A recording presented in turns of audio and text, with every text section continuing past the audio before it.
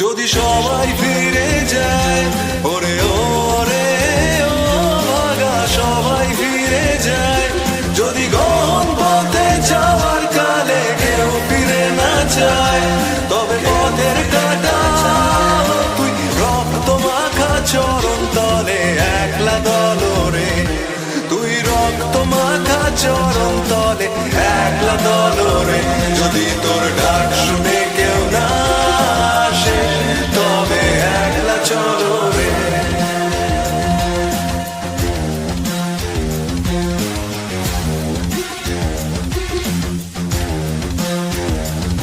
যদি আলো না ধরে, ওরে ওরে ও ভাগা আলো না ধরে, যদি ঝড় বাদলে আধার রাতে দুয়ার দেয় ঘরে, তবে বজ্রা নলে আপন বুকের পাঁজর জ্বালিয়ে নিয়ে একলা চলো রে, আপন বুকের পাঁজর জ্বালিয়ে নিয়ে একলা চলো রে, যদি তোর ডাক শুনে কেউ না আসে তবে একলা চলো রে।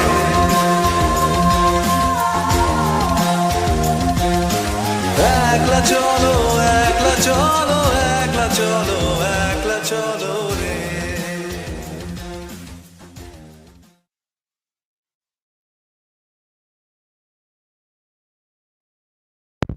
Hi guys, thank you for joining the live stream.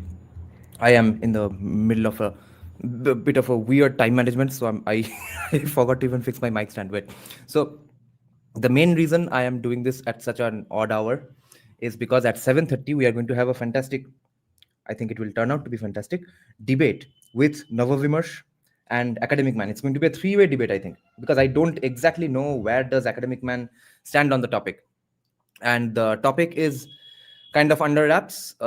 It's not really that revealed in the thumbnail nor in the name, in the title, because it's too risky for me right now to be too explicit, to be explicit at all even, and overtly explain my political opinions to goons of our Telmudi Chanachur bros.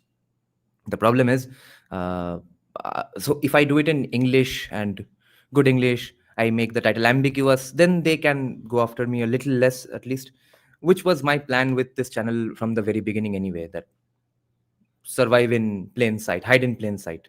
So I'm doubling down on that mode right now. So 7:30 debate, do log in, tune in, and it's going to be simultaneously cast from Navavimarsh's channel and from this channel as well. And if you can, keep on supporting my fight against the destroyers of Bengal to pay for my lawyers' fees. We will get them.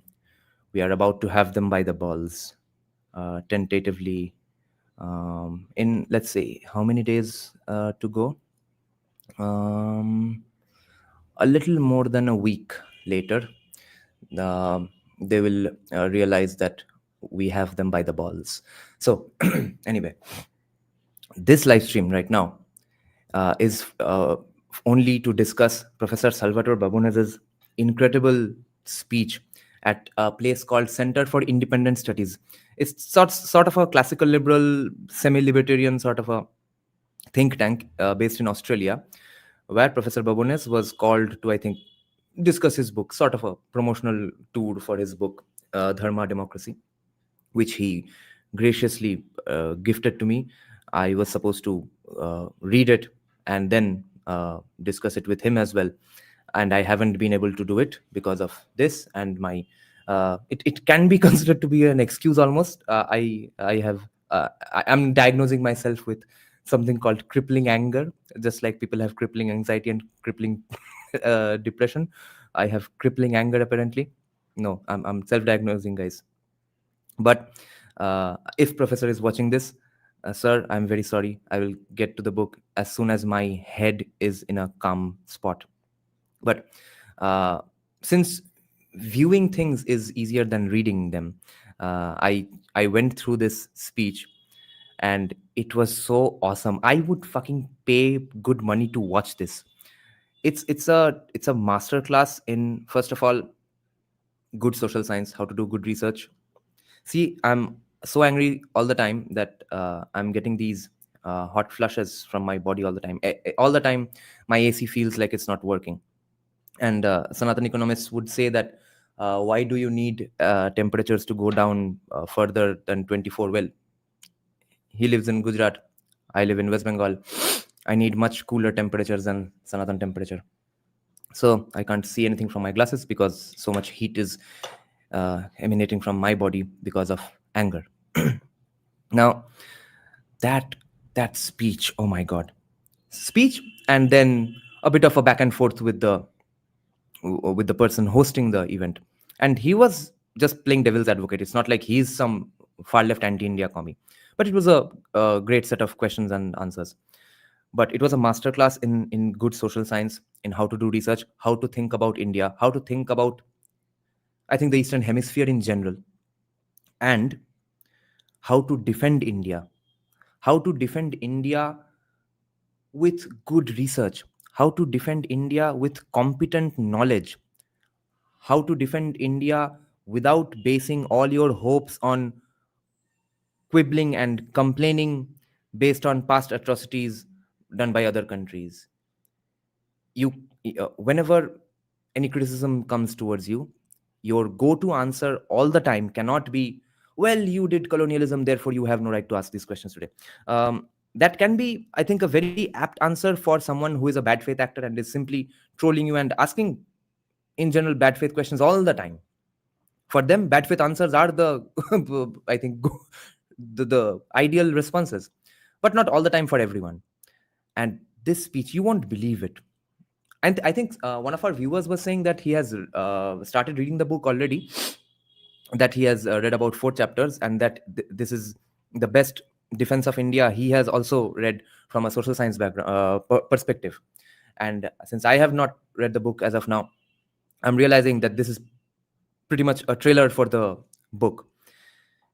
Every question that was hurled towards him from the most anti all sorts of people, okay? Rana Ayub, Rahul Gandhi, Hindustan Times, New York Times, not Hindustan Times, Hindu, okay? Questions from all of these sorts of groups were asked to Salvatore Babones, and you won't believe the ease with which he deflects them and destroys them or hits the ball out of the park. And then his opening statement was incredible to begin with anyway. So let's check out the speech now. Oh man, I can't. Wait.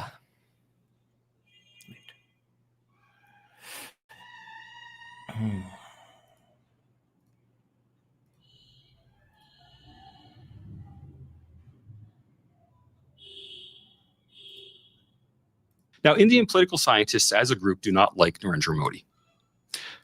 As a result, it is not surprising that India ranks 105th in the world on the VDEM rankings. India's democracy is ranked on a par with those of the Ivory Coast, where the incumbent president won with 95% of the vote at the last election after exiling his chief opponent. India is on a par with Thailand, a sometimes constitutional monarchy that has suffered 20 military coups in its democratic history. It's rated on the same level as Iraq. I won't say more.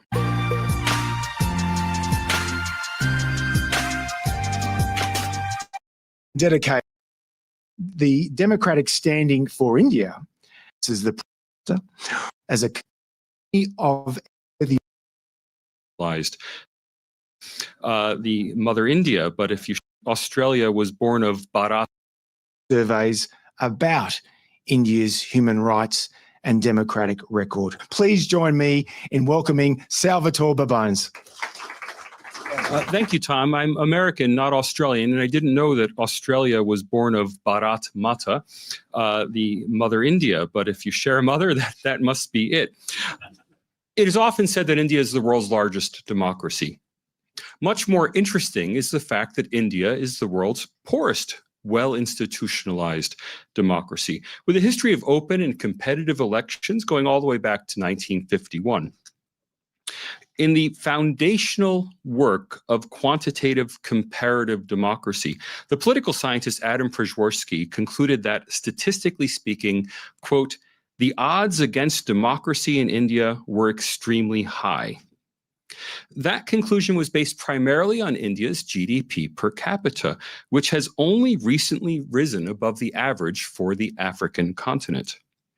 To put India's GDP into perspective, some other poor countries that are now recognized as hosting successful democracies include Costa Rica, which is 7 times as rich as India, Botswana and Jamaica, each roughly 3 times the GDP per capita of India, or even questionable democracies like South Africa and Indonesia have roughly double the GDP per capita of India.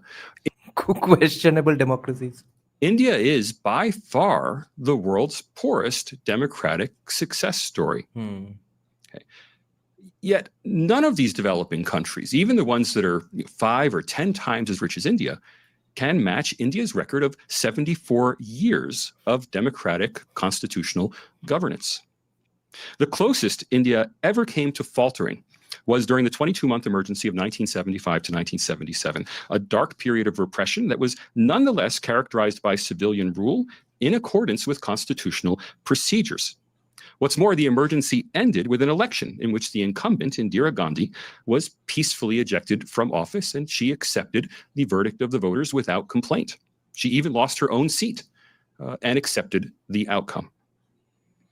Which leads me to the purpose of this book, to understand how India built the third world's first democracy, both first in time, it was the first found. By the way, I realized from this speech that is this an Australian thing? Every time Professor Salvatore Babones wants to pronounce something beginning with TH, all of those words are the. It's never th or th like in the US. So the third world almost. Okay, notice this is pretty interesting. The first post-colonial country of the wave of decolonization after World War II, and in many ways, I would say in most ways, first in quality. In other words, why did India succeed where so many others failed? Nearly all post-colonial countries started out as democracies or with the ambition to be democracies. The real question isn't why India chose to be a democracy. Everybody chose to be a democracy. The real question is why India remained a democracy even after its lapse into emergency rule half a century ago. How did Indian democracy survive when so many other democracies failed? India succeeded for the same reason that our Western democracies have succeeded, because India's nation builders established a well-knit, horizontally integrated civil society that was capable of supporting democratic institutions even during horizontally integrated society. That's what our reformers were doing in the end. I guess intentionally only. They were the ones who made it happen. Periods of adversity and conflict. As the political scientist Robert Putnam put it, such, quote, networks of civic engagement that cut across social cleavages nourish wider cooperation in society. Much like Australia in an earlier era, India is a nation of associations and societies, and has been since the late 19th century. India wasn't saved from dictatorship by its brilliant constitution. Lots of countries that... Oh my God, how many people did that sentence just trigger? Okay, I can't see the comments, guys. I'm not wearing my glasses. I'll put them on after I'm done sweating and getting hot flushes. So, India is not a democracy because of its constitution. And haven't we heard, let's say, use this sentence in debates with commies who are out of the blue today, constitutional lovers, or even general liberals and Congress supporters, time and again, that no, constitution does not hold a country together. Constitution does not force people to do things. Bangladesh has a constitution. Pakistan, entire Asia, so many small countries have random constitutions. Nobody follows them. The people hold the country together. And even that's not really a very common phenomenon, but that's the case for India. It's Indians in general who are holding the country together. And to be fair, we know it's one specific group who's holding the country together, but let's leave the controversy for a later day because of the all the heat on me. Now, a few days back, I had a commie photographer, concert photographer in my podcast in Bengali to have a debate with him. And even he kept saying, the constitution makes India what it is. And so I asked him, constitution কি এতটাই দাপুটে গ্রন্থ? Is it that all pervasive, such a significant text? Is it a scripture that people are following just because it's so dogmatic and so highly respected? And the way I asked the question, he was forced to say, no, it's not really like that. I guess the culture of the country has something to do with it as well, because otherwise Pakistan would follow a great pathway anyway. But I think who started this discourse that it's not the constitution that is holding the country, or let's say whatever the progress of India today, it's not because of the constitution. I personally think it was started by J.Sai Deepak. If you all have any other names, let me know. I think it started with J.Sai Deepak only. But today that argument has reached the lips of a legitimate, credentialed, white scholar. And white is important because it does help in legitimacy and stuff. Everybody knows it all around the world, let's face it. But also, to be fair to Professor Babones, he in fact has read J.Sai Deepak's work. I remember his first appearance on Jaipur Dialogues, where they couldn't really in the end get on the same page. Salvatore Babones wanted him to Sanjay Dixit wanted Babones to hate on the indices and the people who run those indices, and Professor Babones kept saying, no, the problem is not with the indices. Maybe you can say the entire model is flawed, but here the people giving the bad ratings to India are India's own intellectuals. How is it that the fault of the people running those indices? But anyway, in that podcast only, I think Professor Babones held up the India That Is Bharat book, or in some other podcast near about that time only. I think I'm 99% sure in Jaipur Dialogue only. And he said that, well, see, anybody and everybody cannot be considered in those questions. These indices from other countries are not going to come and ask you, Sanjay Dixit or J.Sai Deepak, for these opinions, because you are not academics. And in that context, he said, see, India That Is Bharat, it's a great book, but it's written by a lawyer. It's not written by a social scientist. What can these indices do? So it's a very beautiful, interesting, and happy coincidence almost that the argument of the infamous J.Sai Deepak has reached the lips of Professor Babones. And I hope I can put these glasses back on to check some comments. Anyway, I'll resume the video now. Slid into dictatorship have brilliant constitutions. It wasn't saved by its glorious freedom fighters. Many countries have glorious records of resistance. Time to trigger everyone now. Everyone is going to be triggered now. Dictatorship by its brilliant constitution. In an earlier era, India is a nation of associations and societies, and has been since the late 19th century. India wasn't saved from dictatorship by its brilliant constitution. Lots of countries that slid into dictatorship have brilliant constitutions. It wasn't saved by its glorious freedom fighters. Many countries have glorious records of resistance against colonial rules and nonetheless descend immediately into dictatorship upon independence. And India was not saved by its legacy of British colonialism. I hear that explanation all the time, yet all you have to do is look at India's neighbors. Pakistan shared all the institutions of British colonialism in South. This is such an important factor. I think so many Indians keep on forgetting that India today is not where it is just because of colonialism, bro. Because colonialism happened in so many other countries around us. Entire Africa was colonized. It is to a large extent even today. What is that getting them? Asia. Sri Lanka benefited from probably much more benign colonialism and a higher level of income than India. Myanmar was carved out of British India in the 1930s, again, sharing many of the same institutions. And we could go all across, whether it's Malaysia or Africa, look at former British colonies around the world. The only ones that were born as democracies and remain democracies are a few rich Caribbean territories that made a seamless transition in the 1970s or 1980s from colonial rule to democracy. All of the British colonies that fought freedom struggles and gained independence in the 1950s, 60s, early 70s, all of those countries at one point or another slid into dictatorship or military rule. So if India followed the same trajectory as our Western democracies of building a democracy based on a strong, well-knit civil society, why haven't Western political scientists noticed? They seem to have missed out on the Indian story because they were too caught up in the standard story of the West, of the development of democracy in their own countries.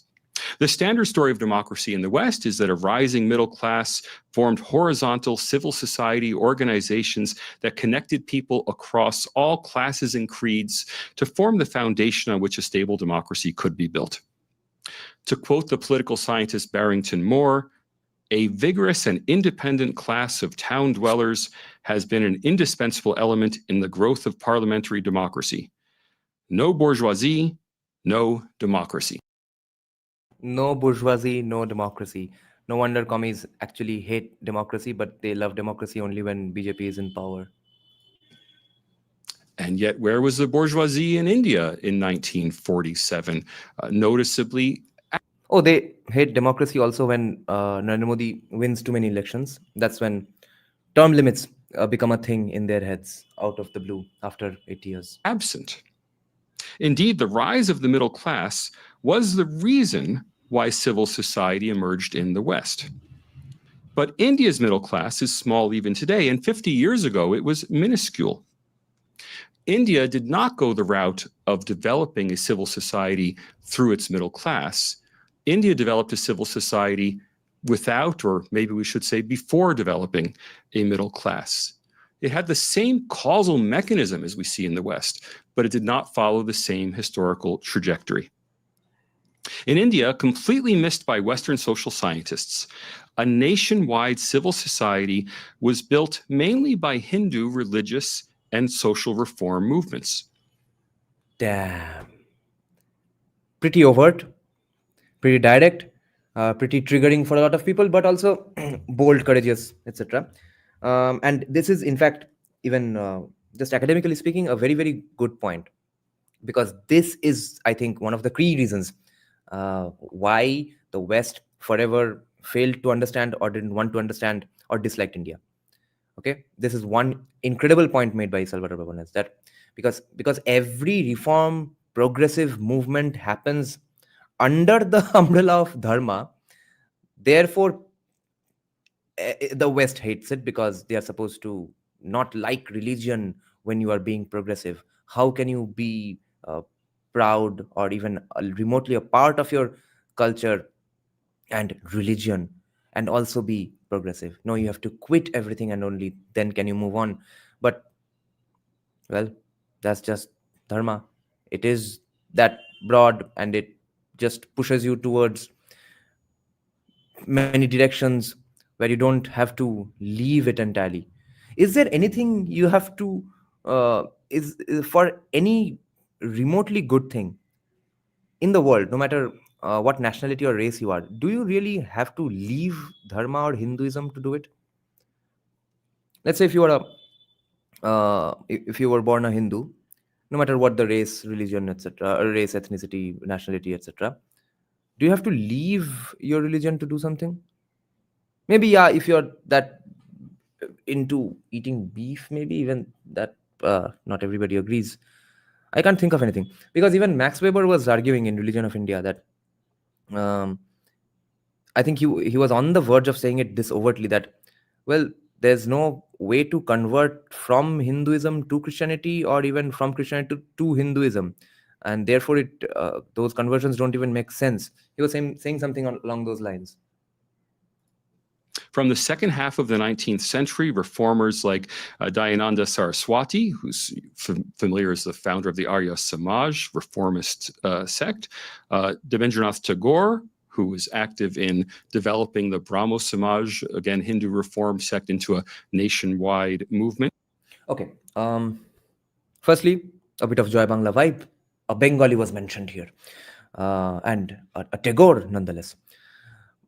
More importantly, if any, let's say, right-winger right now is triggered with the mention of Brahmo Samaj here, I'd like to point to them out that Devendranath Tagore, in fact, kicked out Keshav Chandra Sen from Brahmo Samaj because Keshav Chandra Sen was making Brahmo Samaj too Christian, according to him. So he wanted to maintain some Hindu, some Dharma characteristics in Brahmo Samaj, which is why he kicked out Keshav Chandra Sen. Okay, so Devendranath Tagore's Brahmo Samaj is not a rabid anti-Hindu thing. Most famously, Swami Vivekananda, who founded the Ramakrishna Mission and the Vedanta Societies, which you can find even here in New South Wales. They sought to unify Hindu society across caste and sectarian lines. They were creating horizontal linkages that connected Hindu civil society without regard to caste or particular Hindu sect. They wanted to unite all Hindus in a single society. They were later joined by the more explicitly nationalist organizations like the Hindu Mahasabha of Vinayak Savarkar and the चलो सबको cover कर दिया है बाबोनेस जी ने. हम सब बहुत आभारी है. किसी को भी मेंशन करने से नहीं रुका. Bengali BBK, Bengali pride, Bengali right wingers, Maratha pride, सबके लिए यहाँ पे कुछ है इस स्पीच में. Rashtriya Swayamsevak Sangh, the national volunteer organization founded by K.B. Hedgewar in 1925 that counts among its volunteers the current Prime Minister of India, Narendra Modi. Organizations like these fly under the radar of Western political science because they are thoroughly suffused with religion. And in the West, civil society originated in opposition to organized religion, not in cooperation with it. यही पे उन लोगों का गांड इतना जलता है. यही है main problem. I think not all of them are really unhappy with this. They are not like, oh, why do they associate themselves with religion and at the same time do progressive things? Some of them just don't get it. Some of them are weirded out by it. Some of them understand it later on in life. And some people like Salvatore Babones just watch it as a dispassionate observer, which is what classical sociology was supposed to be about. Dispassionate observers. And the opposite of dispassionate observers is what happens today. And Salvatore Babones actually directly attacks them. He goes after them. He doesn't name them, but this is the most scathing attack on, let's say, criticism of social scientists, commie, crazy social scientists today that I think I have ever seen from a legit credentialed social scientist. Later in the speech, during the Q&A, audience Q&A session, he says that there were activist scholars calling for the ban of his book, saying that because of the release of your book, Hindutva fascist figures will come burning down our homes. I guess none of them saw my live streams. But as Kipling wrote, east is east and west is west, and never the twain shall meet. That fundamental misunderstanding of the East, of not realizing that religion in the East was different from the Christian religions of the West, prevented Western political scientists from seeing a civil society that was sitting in plain sight. They ignored it completely. In the Christian West, religions place people in vertical silos, dividing society into separate communities. The very timing of religious observance reinforces this tendency. Even in countries that enjoy complete religious freedom, nearly all churches hold their services on Sunday morning, and the public chooses which among the options to attend. One does not hop from the 9 a.m. Anglican service to the 10 a.m. Catholic Mass to the 11th a.m. Methodist meeting. You're born in your church and you die in your church. And you create connections, at least as far as you create religious connections, you create them within your church. Not so in the Hindu faith. If you go to a Krishna temple, you will also find Rama and his helpmate Hanuman, as well as Shiva and Parvati, along with their popular son Ganesh. A family that is particularly devoted to Shiva will also celebrate the birth of Lord Ram and the spring holy festival commemorating the marriage of Radha and Krishna. People can and do visit any temple at any time, any day of the week. What we call Hinduism, more properly called Sanatan Dharma, or eternal duty, does not divide Indians in vertical silos. It unites them in horizontal linkages that support a strong civil society. Wait. Are we then ending the discourse of Indian caste system, guys? What did this professor just say? Sanatan Dharma does not, in fact, organize societies into a vertical hierarchy. It's a horizontal hierarchy. ये क्या हो गया? इरफान हबीब कहाँ से आ गया यहाँ पे? What the hell? Is it the end of this discourse?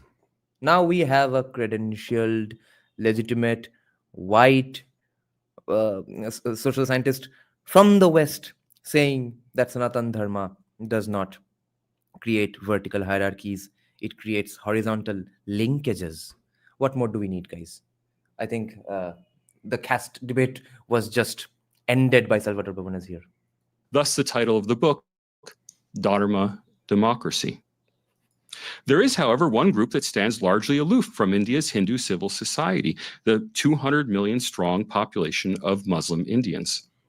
That creates the key challenge of Indian democracy, the relative exclusion of roughly 15% of the population from the national mainstream.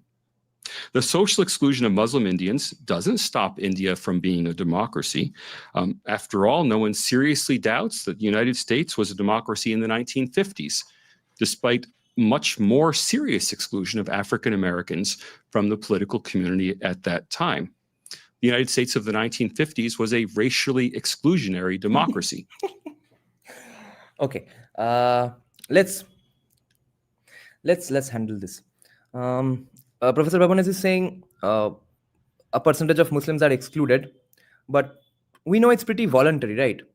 Therefore, is the word exclusion correct here? I'm not even challenging this. I'm not really sure, grammatically speaking, because my hunch is exclusion would imply intent on the part of the non-Muslims to keep them away from the mainstream, which I don't think is the case, which I know is not the case.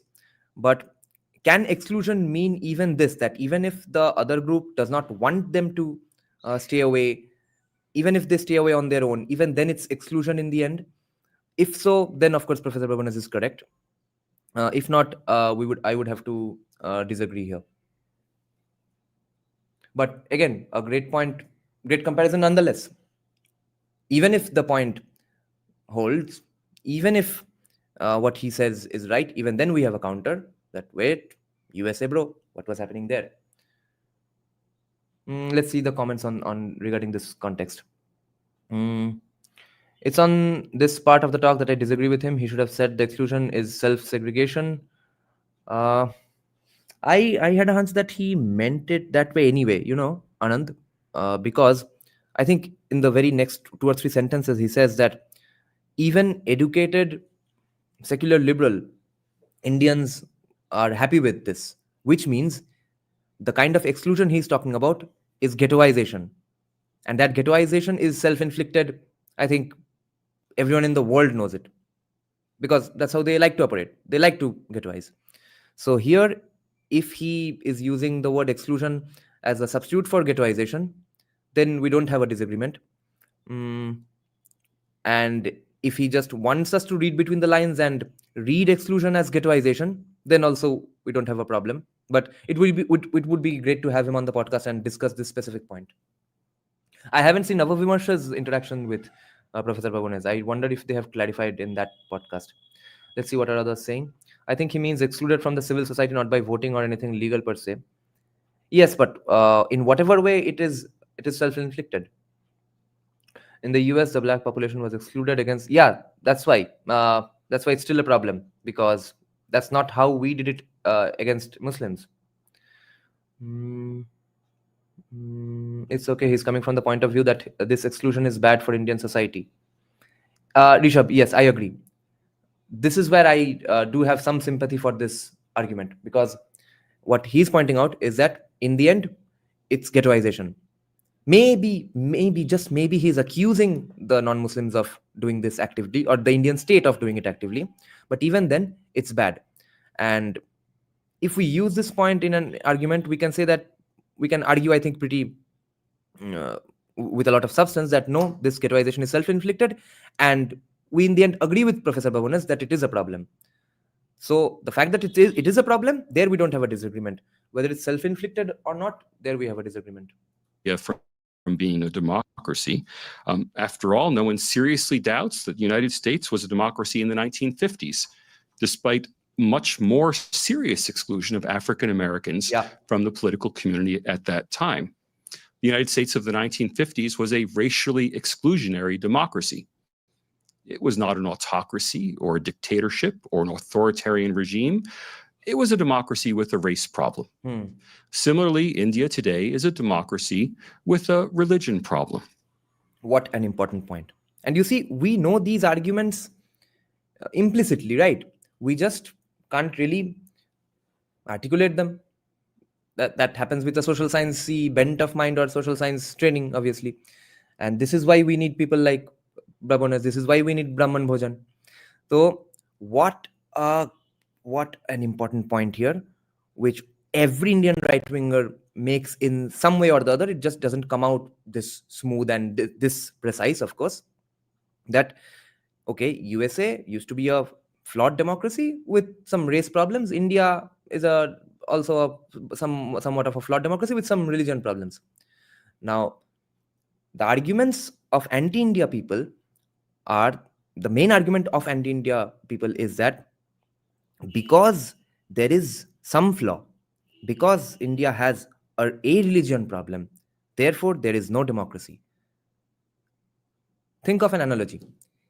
If you have a fever, you are dead. Because why isn't your immune system working completely fine, bro? You have a fever. It means you're not completely human. Because if you are a human, your immune system is supposed to work.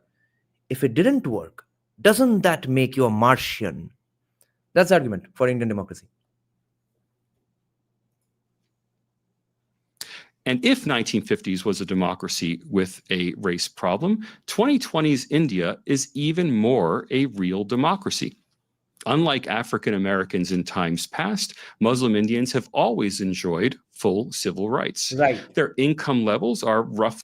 There, since he does mention this, wouldn't it be incumbent upon us to judge him fairly and conclude that when he says exclusion, he means ghettoization and self-inflicted ghettoization?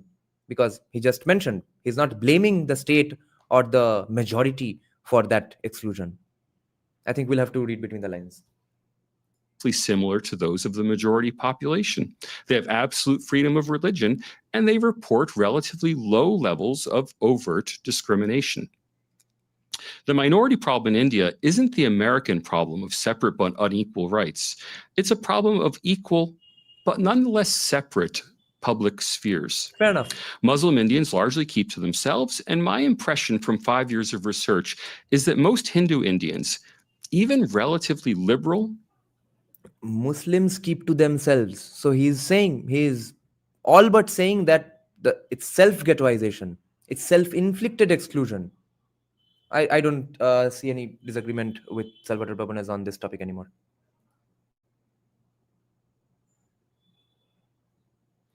Thoroughly westernized Hindu Indians are perfectly happy with that arrangement. This is the great challenge to the future of Indian democracy. Interestingly, however, this one great challenge to Indian democracy does not figure anywhere in the international democracy indices. Democracy indices and the resulting headlines have savaged India in recent years, as have related indices of freedom of the press, freedom of religion, and others. But none of these, not even the freedom of religion indices, have downgraded India based on the social exclusion of Muslim Indians. In fact, they have not downgraded India based on any objective data at all. Instead, they've been unwitting and sometimes witting tools of domestic Indian politics. For the international rankings are not, in fact, international. They are international platforms that merely recycle domestic Indian complaints against Narendra Modi. Oh my God. Now, if you know anything about international politics other than Donald Trump, you know that India's Prime Minister Narendra Modi is a polarizing figure. Adored to the point of worship by his greatest fans, he is absolutely loathed by his enemies, loathed and widely vilified. Modi leads India, however, as the head of a coalition government in which his alliance won only 43% of the vote at the last general election and governs only 21 of India's 36 states and union territories. Nonetheless, he is routinely characterized in academic and journalistic circles as an authoritarian or even a fascist dictator. Part of this is Anand Sridhar, Bugs mentioned, lol. Anand Sridhar was saying a while back in the live chat that do these people even know what fascism means? Everyone is a fascist, apparently. Anyone you remotely dislike is a fascist. And so when Salvatore Babones was saying that, I paraphrased him and said that activist scholars who were trying to get a ban on his book were afraid that Hindutva fascist mobs would burn their homes down and something. So fascism is when industrialists work in tandem, in cahoots, collude with the dictator of the land, the autocratic leader of the country or state, province, etc. That's fascism. And Douglas Murray had said this years back about American commies, that why is everyone a Nazi? Even George Bush is a Nazi. What the hell? Then he mentioned that he is maybe Henry the some number. He said, I don't know European history that much. He said George Bush could be called that. How is everyone Nazi? Nazi was a very specific ideology. Even fascism was a very specific ideology that had not too many similarities with Nazism. Some similarities, of course.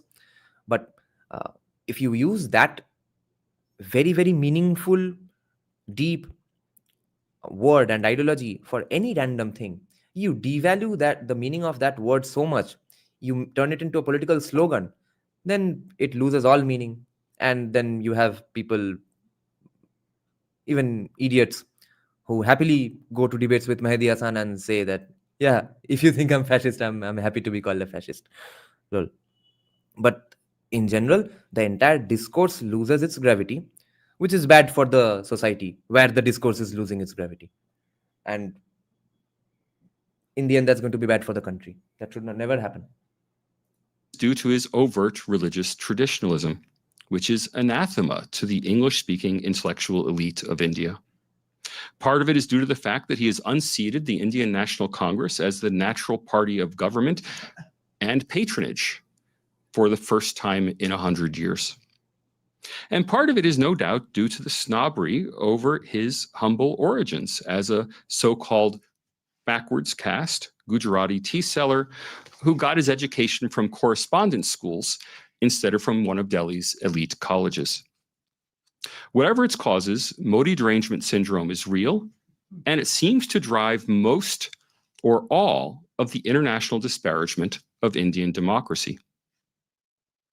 There are, in fact, three major indices that rank substantially all of the world's countries in the quality of their democracies. Let me run you through them. The oldest is the Polity Index, produced by a small group of American political scientists loosely connected with the University of Maryland. It rates countries on a scale from -10, full autocracy, to +10, consolidated democracy, based on a limited number of clear, bright-line indicators that include the holding of competitive elections and the existence of institutional constraints on executive power. Polity, which has been around now for more than, 60 years, rates Indian democracy at a 9 on a scale from -10 to +10. 1 point below Australia's perfect 10, and 1 point above the flawed 8 of the United States and United Kingdom. The newest democracy index, however, is the Varieties of Democracy Institute, or VDEM index. VDEM rates countries on a mix of objective and subjective criteria, covering the extent of the franchise, the proportion of officials who are elected, the quality of elections, freedom of expression, and freedom of association. On the objective indicators in VDEM, nearly every country gets a perfect score. Even the Chinese constitution provides for universal suffrage, and it gets a perfect score for suffrage. In Vietnam, all officials are elected. It gets a perfect score for elected officials, even though they're elected on ballots that include only one candidate to vote for. As a result, nearly all of the discriminant power in the VDEM indices come from subjective expert evaluations of things like the independence of electoral commissions, the degree of academic freedom, or the influence of government over the press. These are fundamental unknowables. We can't know how independent the Electoral Commission is. We can have an opinion on it, but nobody actually knows except those on the commission. We can't really know how free the academy is. We can all have an opinion on it, but we can't easily verify that opinion. Is the government secretly influencing the press, a metric that India scores particularly badly on? Well, if it's secretly influencing the press, by its very nature, that is secret, and we don't know about it. What's worse, for VDEM, these evaluations come not from international expert review panels. They come from in-country political scientists. That is to say, the VDEM rankings are not really an international ranking. They're really, at least as far as India is concerned, an Indian ranking. Now, Indian political scientists as a group do not like Narendra Modi. As a result, it is not surprising that India ranks 105th in the world on the VDEM rankings, one spot below Singapore, another academically disfavored country. India's democracy is ranked on a par with those. Wait, okay, Professor Babones just arrived on the chat.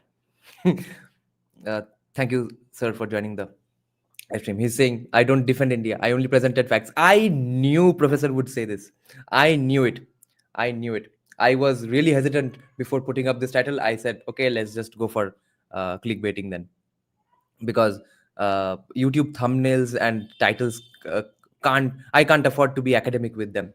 I know. And in fact, I have seen, sir, that you have actively, in a way, resisted polite invitations of different kinds of people to include you in among their folds. And you have repeatedly made it clear that, wait, I'm not emotionally attached with India. I'm not converting to Hinduism. I'm just involved with researching India for now. I'm a dispassionate observer. I'm presenting facts, and it is what it is. The facts are telling the story. What can I do? I get that point of yours, and that's what makes you so credible, and a person with integrity. So thank you for that. But in our eyes, you are defending India. Can't help it. Of the Ivory Coast, where the incumbent president won with 95% of the vote at the last election after exiling his chief opponent. India is on a par with Thailand, a sometimes constitutional monarchy that has suffered 20 military coups in its democratic history. It's rated on the same level as Iraq. I won't say more. Okay, all of this is based on the subjective views of India's own political scientists, not on an independent external evaluation by Western analysts looking at objective data. Yeah. The weaponization of international rankings by... Guys, and see, think of how you would judge Elon Musk because of his inventions, right? He came up with Tesla, or even the idea to go to Mars, make private NASA, etc., and the idea to buy Twitter, the idea to return free speech in the world, etc. So we judge entrepreneurs based on their innovations, or even scientists based on their innovations and prototypes and patents, etc.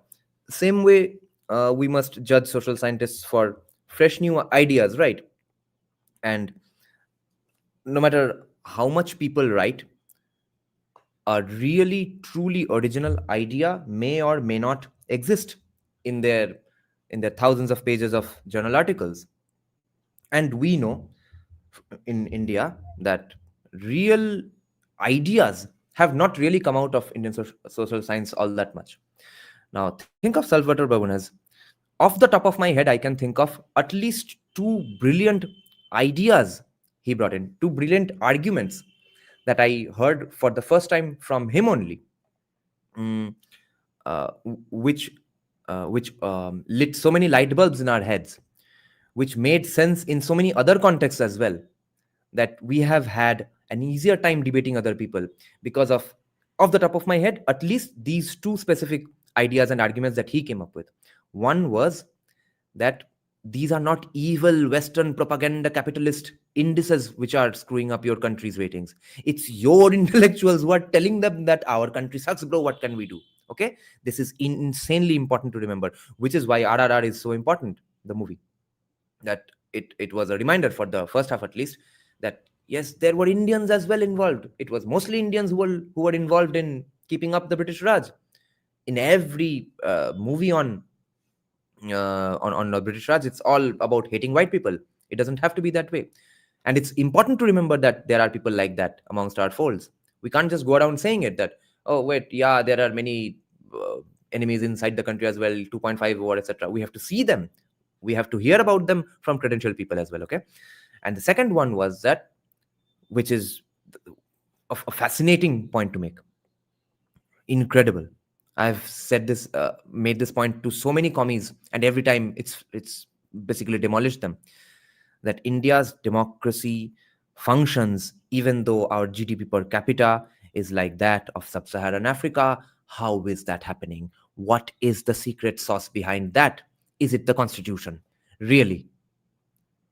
And for that, you must consider Salvatore Babones at par with innovators like Elon Musk, etc. Intellectuals within a country raises an interesting epistemological point. Epistemology is the study of how we know what we know.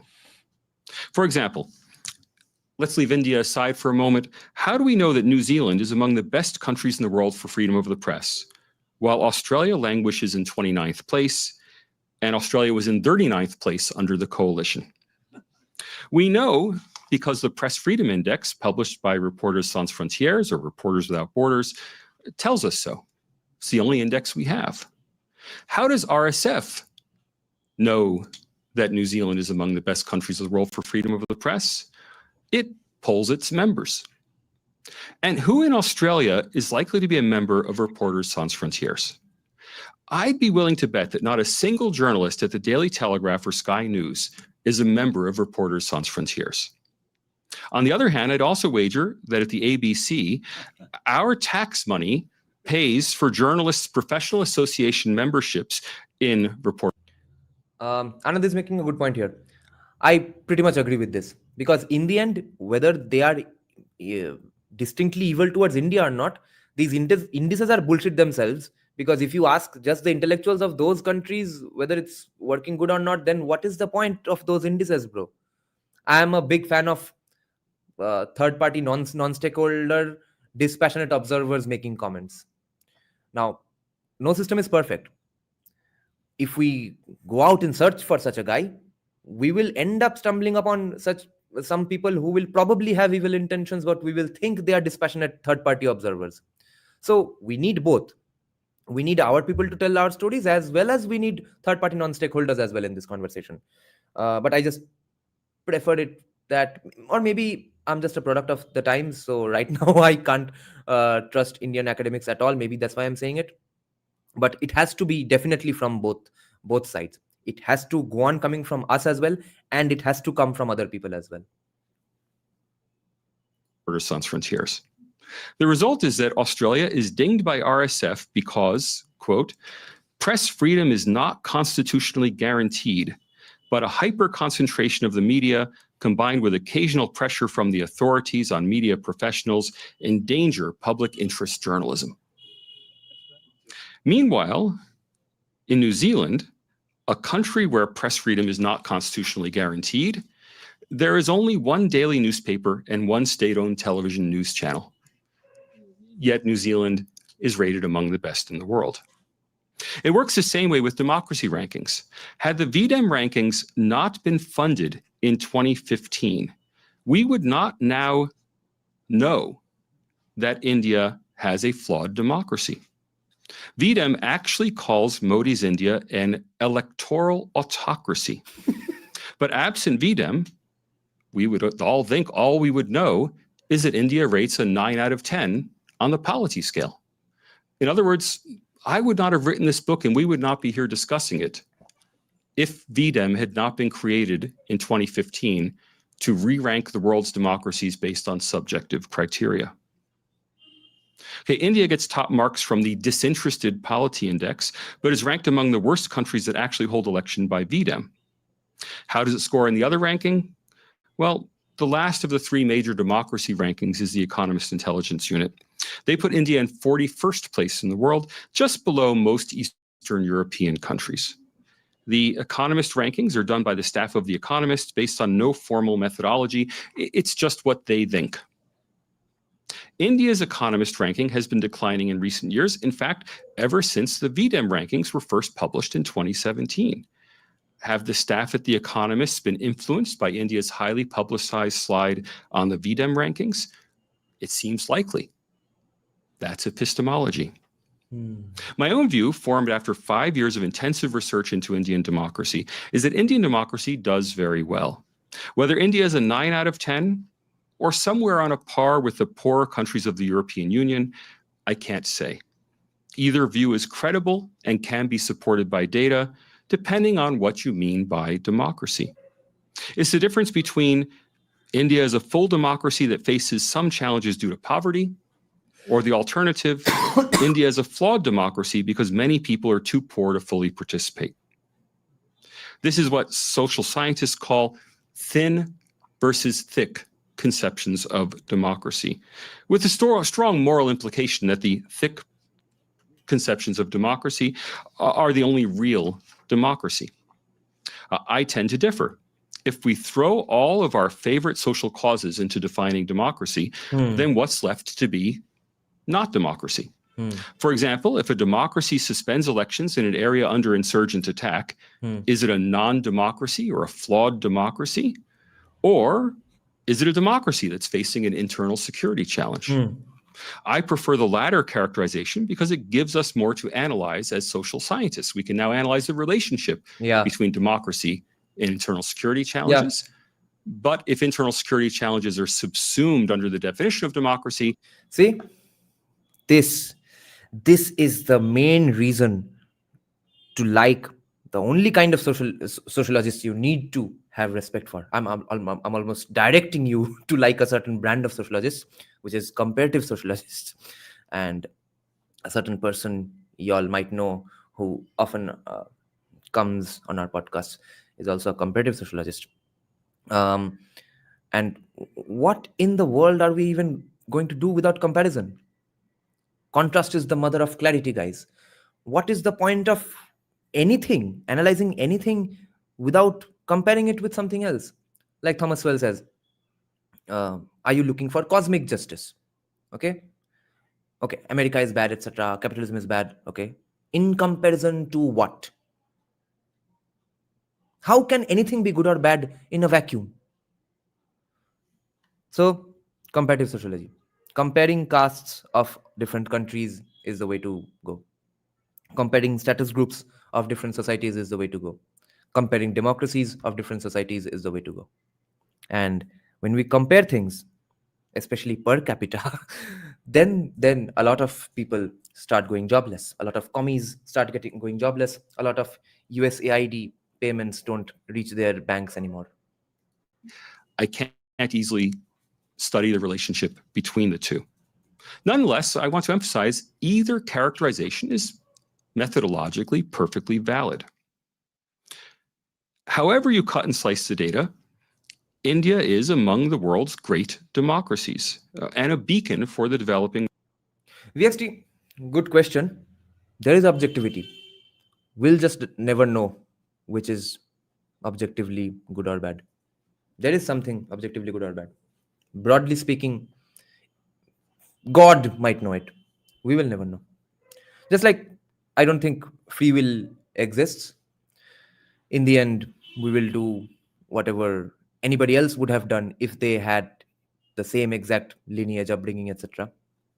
and the social and cultural station in life and capital in life. But if you start believing that there is no free will, you are absolutely fucked. It's in your best interest to believe that there is free will, because you frankly don't know uh, what life has in store for you. But in the end, you will end up doing what you could have done only. World. If the other countries of the developing world could raise themselves to India's standards, the world would be quite democratic indeed. For the last 75 years, we have thought of the free world as fundamentally falling along the Atlantic axis of North America and Western Europe, with a few isolated Pacific outposts fringing the massive continent of Asia. As India increasingly identifies with the democratic West, that axis of freedom is turning into a global network of freedom. It would be a shame if we let India's aggrieved intellectuals convince us that India does not belong to the free world. It would be even more of a shame if we listen to our own anti-Western intellectuals who want to sabotage any further cooperation between India and the West.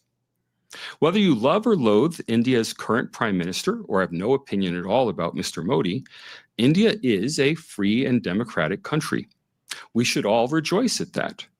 And we should all support India's increasing integration with Australia and the rest of the free world. Thank you.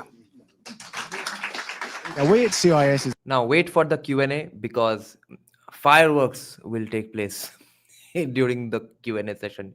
Incredible questions, incredibly more fascinating answers as well. Okay. I'm sure many of you know, one of our intellectual heroes is John Stuart Mill, and he famously said, "He who knows," this is the 19th century British liberal, "he who knows only his own side of the argument knows little of that." And that's been our motto at CIS for much of our 50 years. So with that in mind, I thought I'd take this opportunity to put to Salvatore the arguments that his critics would make and get his response before we take your questions on a wide range of issues. It doesn't have to be related to Indian democracy and human rights. It can also be related to foreign policy, which is a big issue now in the face of a rising China. So with that, let me start with the International New York Times. This was just a few weeks ago.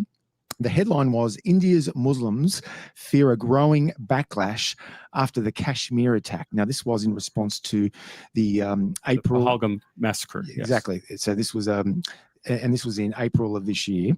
And the New York Times say state officials have detained thousands of Muslims and demolished homes. And activists say that right-wing Hindus are intensifying a demonization campaign. And the Times goes on to say widespread detentions and demolitions of property targeting Muslims in India have provoked concerns that right-wing Hindu nationalists are exploiting April's terror attack in Kashmir to deepen a campaign of oppression against the country's largest minority group. That doesn't sound like a vibrant liberal democracy, Salvatore. No, it sounds terrible. And it's exactly the sort of writing we see in venues like the New York Times. It conflates multiple issues together. So those of you who are following the news, there was a horrific terrorist attack. Okay, guys, here another masterclass begins on almost how to debate. Okay. The question was about Pahalgam attack happened. Hindus lost their minds and started behaving badly towards Muslims. He doesn't even respond to that. He doesn't say, "No, Hindus did not do that. Why are you saying like this?" He says, "Yeah, I know. This is what they always say. You know, here are 50 other examples that how they have lied in other situations as well." And calmly, casually, he's not enraged, he's not triggered at this accusation. He just says, "Oh, that argument again. I know. I've seen you before. Welcome back. And I know how to handle you. Here are 50 more times that I dealt with you." This was hilarious. This was fascinating. This this response. And Neon is saying, "Is utilitarianism the closest to objectivity we have come?" Neon, only reason I don't think I'll be answering it correctly because I have not read all that much about utilitarianism, because I have a doubt about the concept of utilitarianism grammatically speaking, because all my friends seem to look down upon utilitarianism, but when they give examples of utility or utilitarianism. I see only random short-term gains and hedonism touted as utilitarianism. And I have not read enough philosophy to know whether only short-term random hedonism bullshit gains are utilitarianism. Why isn't me quitting cigarettes right now and working out for 30 years for the utility of having a fit body at 80, not utilitarianism? So I'm not sure about those concepts. Therefore, I wouldn't be able to answer you. Okay. Let's just check the comments on this. This was hilarious. With no evidence. Wow, his tone. Yes. Source, trust me, bro. That's because he's emotionally detached from the situation. It's easy in comparison for him. Anand, I'll have to disagree with you here. No matter, I think, how detached someone is, I think everyone gets involved a little. It was, I think, skills that got him out of the potential fuck up. It wasn't that he just does not give a fuck about India. I don't think it was just that. Like the Navy SEALs say that I think it was a quote from some ancient Greek philosopher as well, that like on the day of a fuck up, yeah, you know, people say that, oh, you rise to the occasion, etc. Navy SEALs say, they have a saying, creed sort of a thing, which was paraphrased based on some other Greek philosopher, that you never rise to the occasion, you fall down to the level of your training on the day the ship sinks. Okay, so it's his training, it's his skill sets that's helping him navigate this situation. No, he's not rising to the occasion. Attack at Pahalgam in Country's largest minority group. That doesn't sound like a vibrant liberal democracy, Salvatore. No, it sounds terrible. And it's exactly the sort of writing we see in venues like the New York Times. It conflates multiple issues together. So those of you who are following the news, there was a horrific terrorist attack at Pahalgam in Indian Kashmir. The expected response, it was a Pakistan-sponsored attack. The U.S. government has now endorsed that view that it was a Pakistan-sponsored attack. The main purpose of the attack, from the Pakistan perspective, would have been to divide India along religious lines. That is, to provoke a Hindu response against Muslim Indians because of the attack. The attackers explicitly killed only Hindu Indians. And in fact, even one Hindu Nepali was killed for being Hindu. They even went so far as to, forgive me, I know this is a family venue, have... If any Nepali viewer is watching, I would just like to point out Salvatore Babones was a little wrong in his terminology here. Hindu Nepali also might mean Indian. He would, to be fully correct, he would have to say Hindu Nepali citizen of Nepal. Men drop their pants and check for circumcision and make them... Okay, so it was a horrific, religiously divisive attack, and the expectation was there would be a big backlash in India. There was a modest backlash in India. There were one or two cases, highly publicized, of hostility towards Muslim neighbors among Hindu Indians, as you would expect to happen. There was no widespread violence. There were no pogroms. There were no burnings of houses. Now, what the article mentions, homes have been bulldozed in India, homes of people who have engaged in violent crime or religiously motivated attacks. However, the Supreme Court has now declared that illegal. Those are past demolitions. Those were not as a result of the Pahalgam attacks. Similarly, many people were detained as a result of the attacks. Well, the Times goes on to say that Mr. Modi's party, the BJP, has long employed demonization of Muslims to reunite India's Hindu majority. And in the days after the attack, Kashmiri students studying the cities around India reported harassment and threats. No, certainly there are tensions between Hindus and Muslims in India. And the whole purpose of the attacks was to provoke such a response. The fantastic thing is there was not such a widespread... Again, guys, what a masterclass in debating. See, he does come to the question in the end that, yes, whatever happened, it happened in in negligible numbers, which is a fact. But first, what did he clarify? The attack the criticism cannot immediately go towards Hindus. That's what he was prioritizing here. You see, the question, he was of course playing the devil's advocate anyway, the host of the event here, but he was going on harping upon, since he was playing advocate for literal devils, that, oh, you see, Pahalgam attack happened, etc. We know, yeah, all that's fine, but you see, the Hindus now are now behaving badly with Muslims. That is the main issue. Pahalgam ये terrorist है, भोसरी वाले हैं, अब क्या ही करे, वो तो ऐसे करेंगे ही.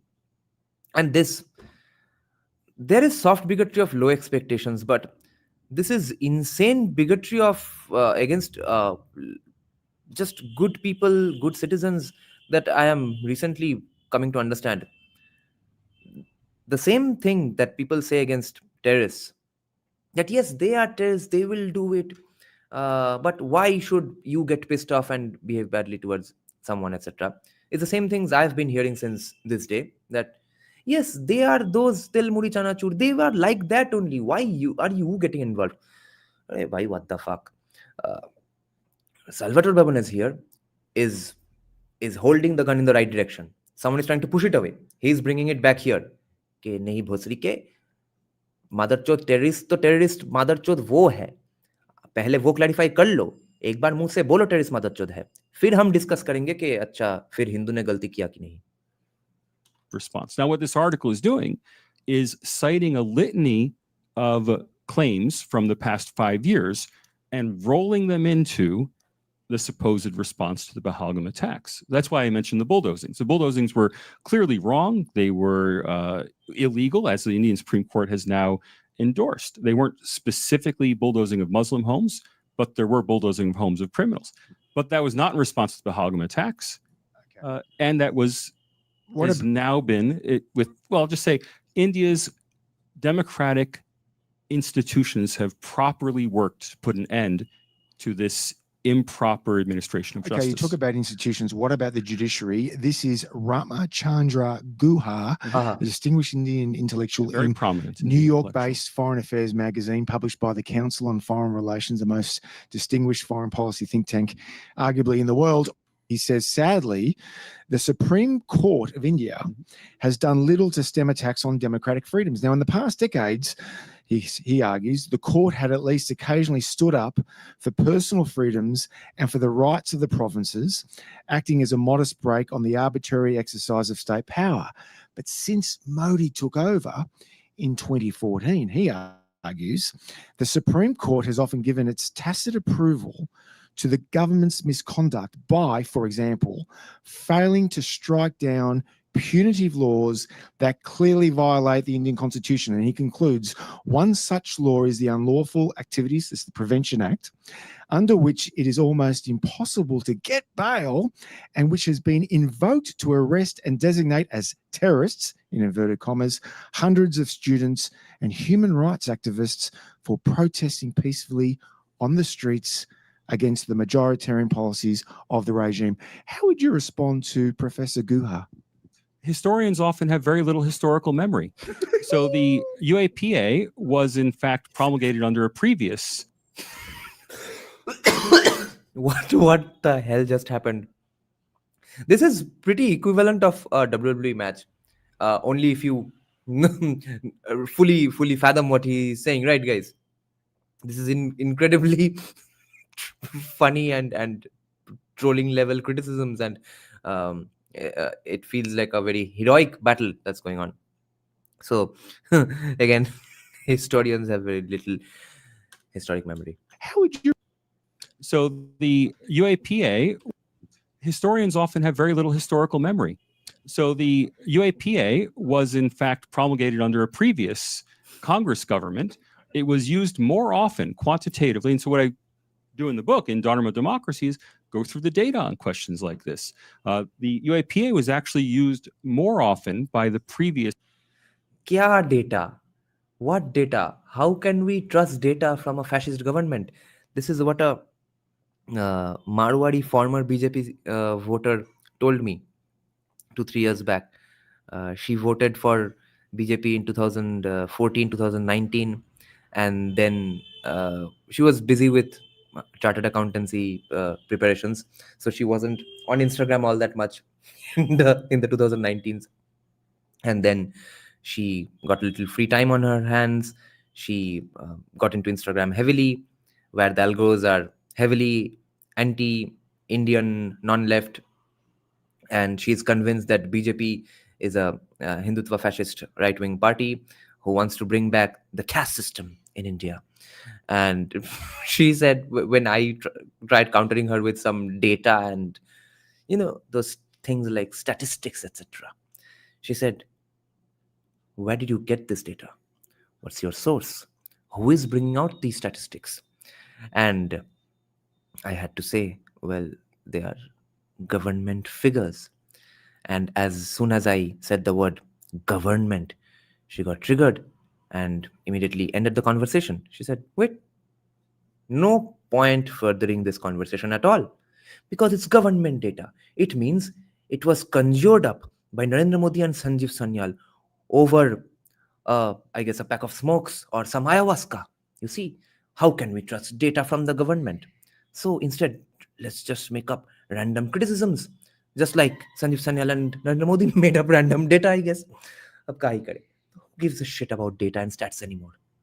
We are in a post-stats world, guys. Congress government than it has been used by the current BJP government. The Supreme Court of India is among the most independent in the world. So we could all accuse the Supreme Court of being biased against our side. But the fact is, the Indian Supreme Court is self-perpetuating. The Indian government plays virtually no role in the appointment of Supreme Court justices. Instead, there's a college of justices who appoint their future colleagues. It's all based on seniority within the system.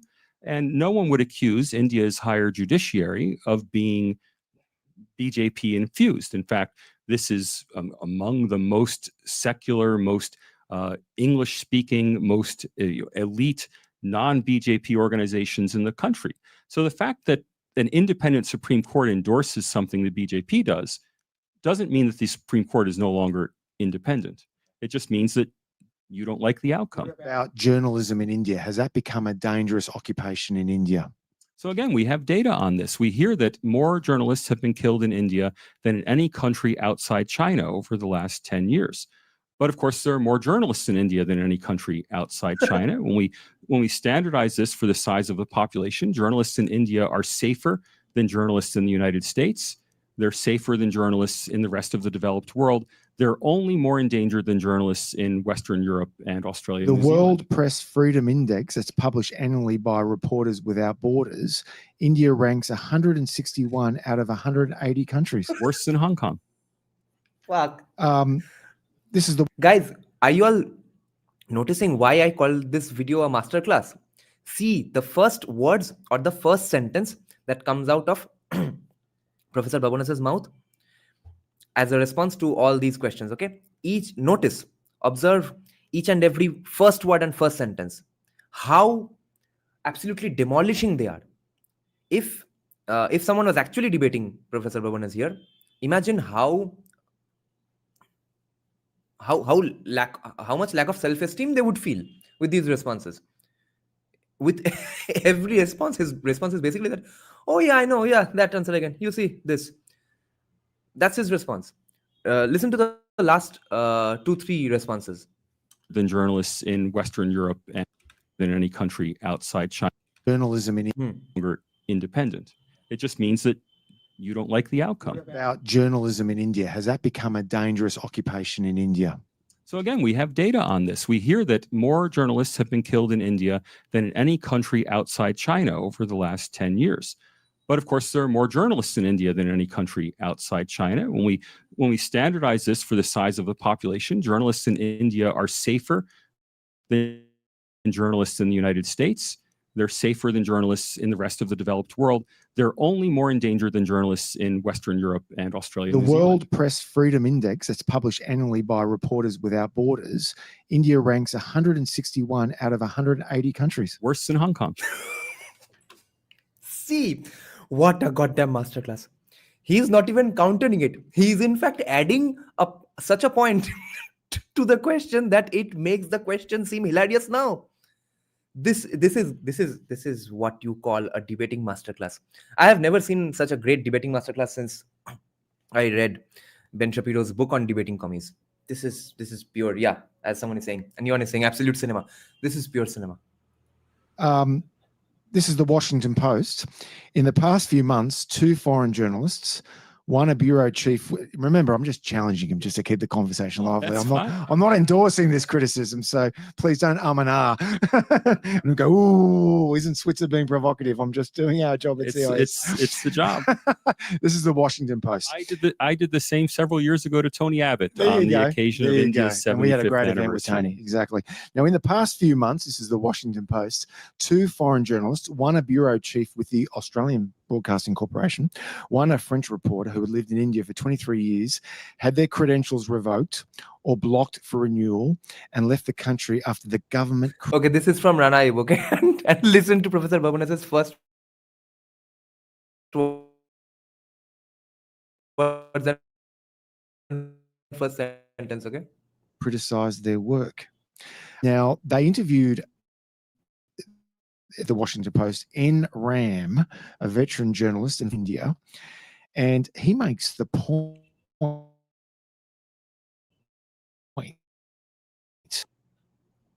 My internet is I looked at the Committee to Protect Journalists database.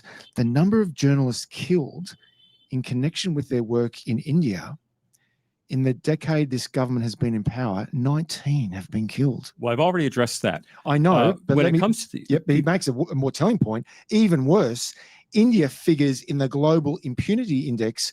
Journalists are killed in connection with their work, targeted and murdered.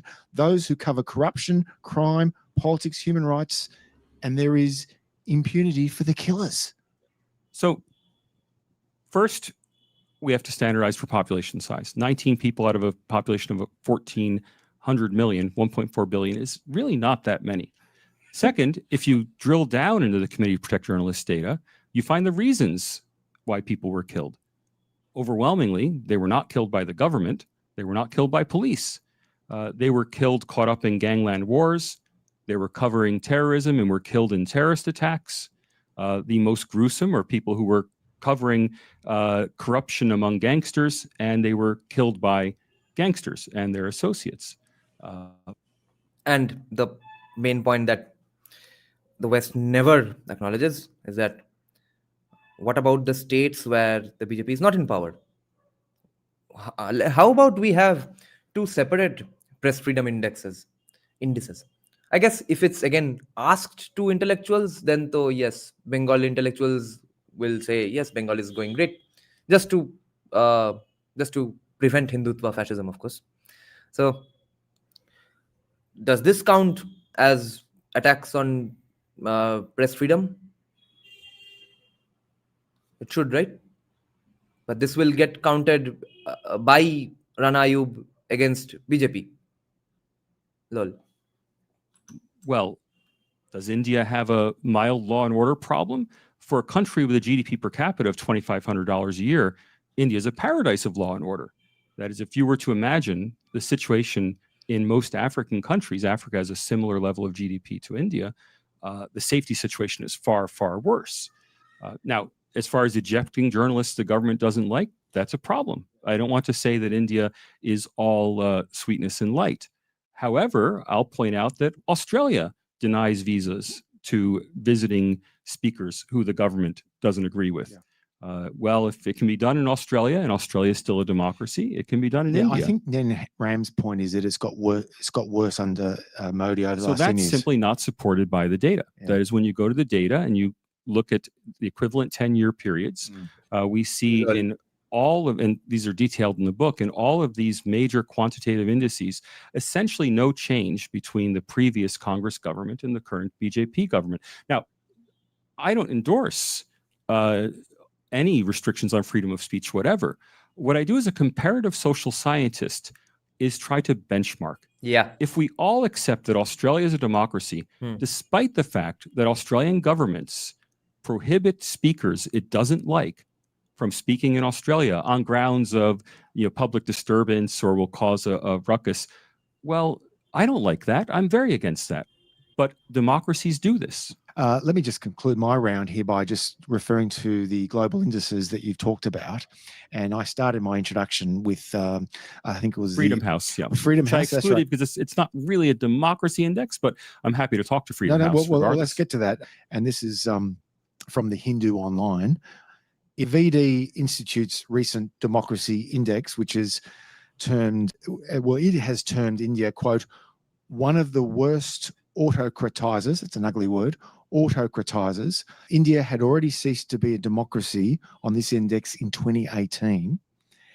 Similar indices have downgraded India's democratic standings in recent years. And I mentioned the Freedom House one, but they also talk about the, I think it's the Economist Intelligence Unit, Flawed Democracy. They say India is better classified as, quote, an electoral autocracy.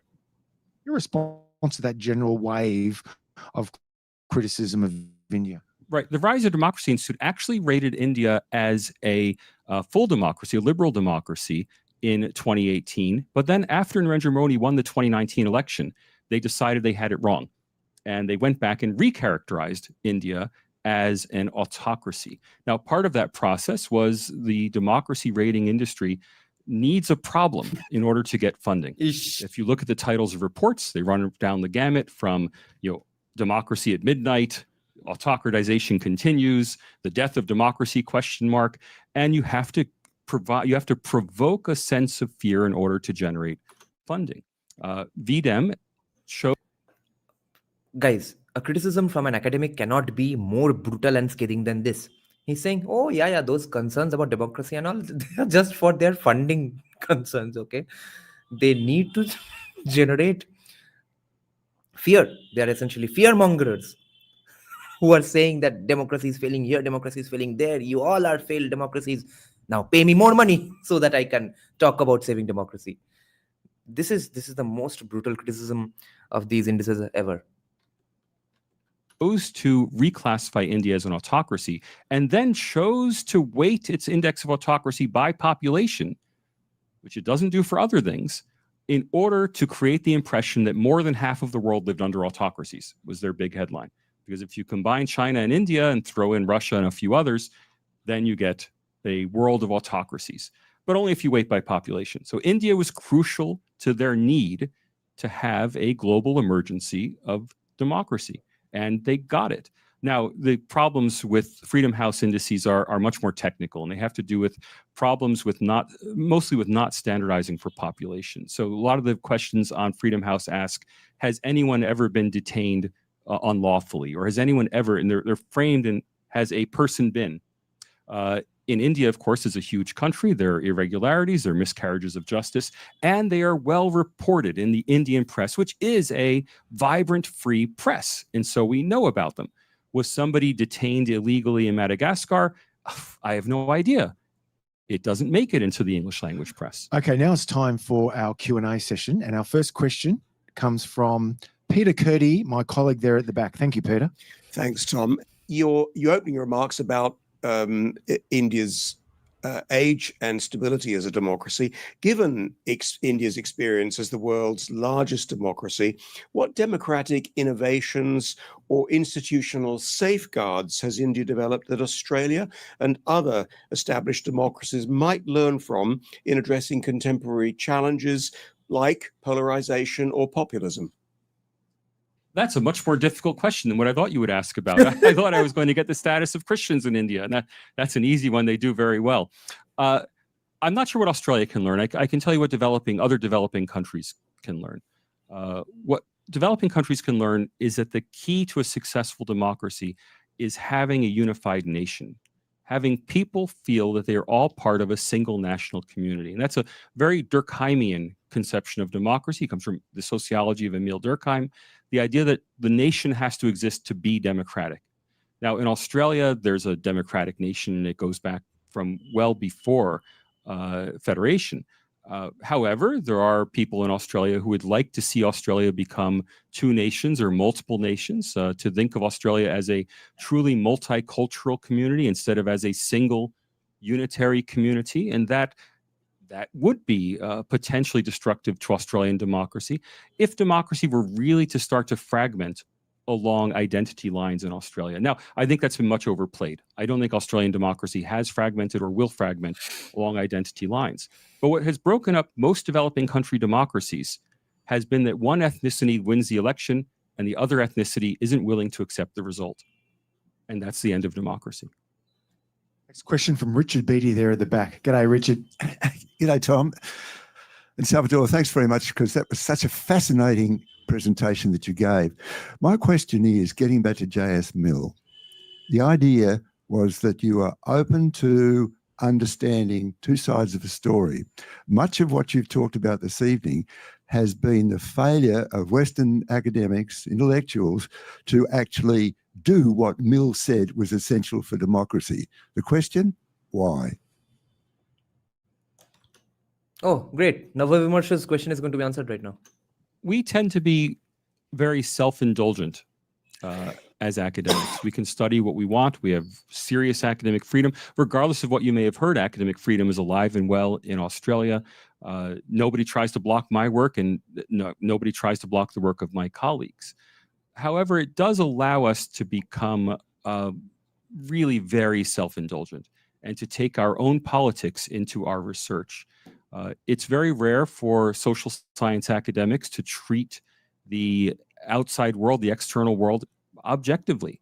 And I think one of the strengths I brought to the study of Indian democracy is that I have no stake in India. I didn't set out on this research project to prove that Indian democracy was successful. I didn't set out on this research project to validate Narendra Modi or the BJP.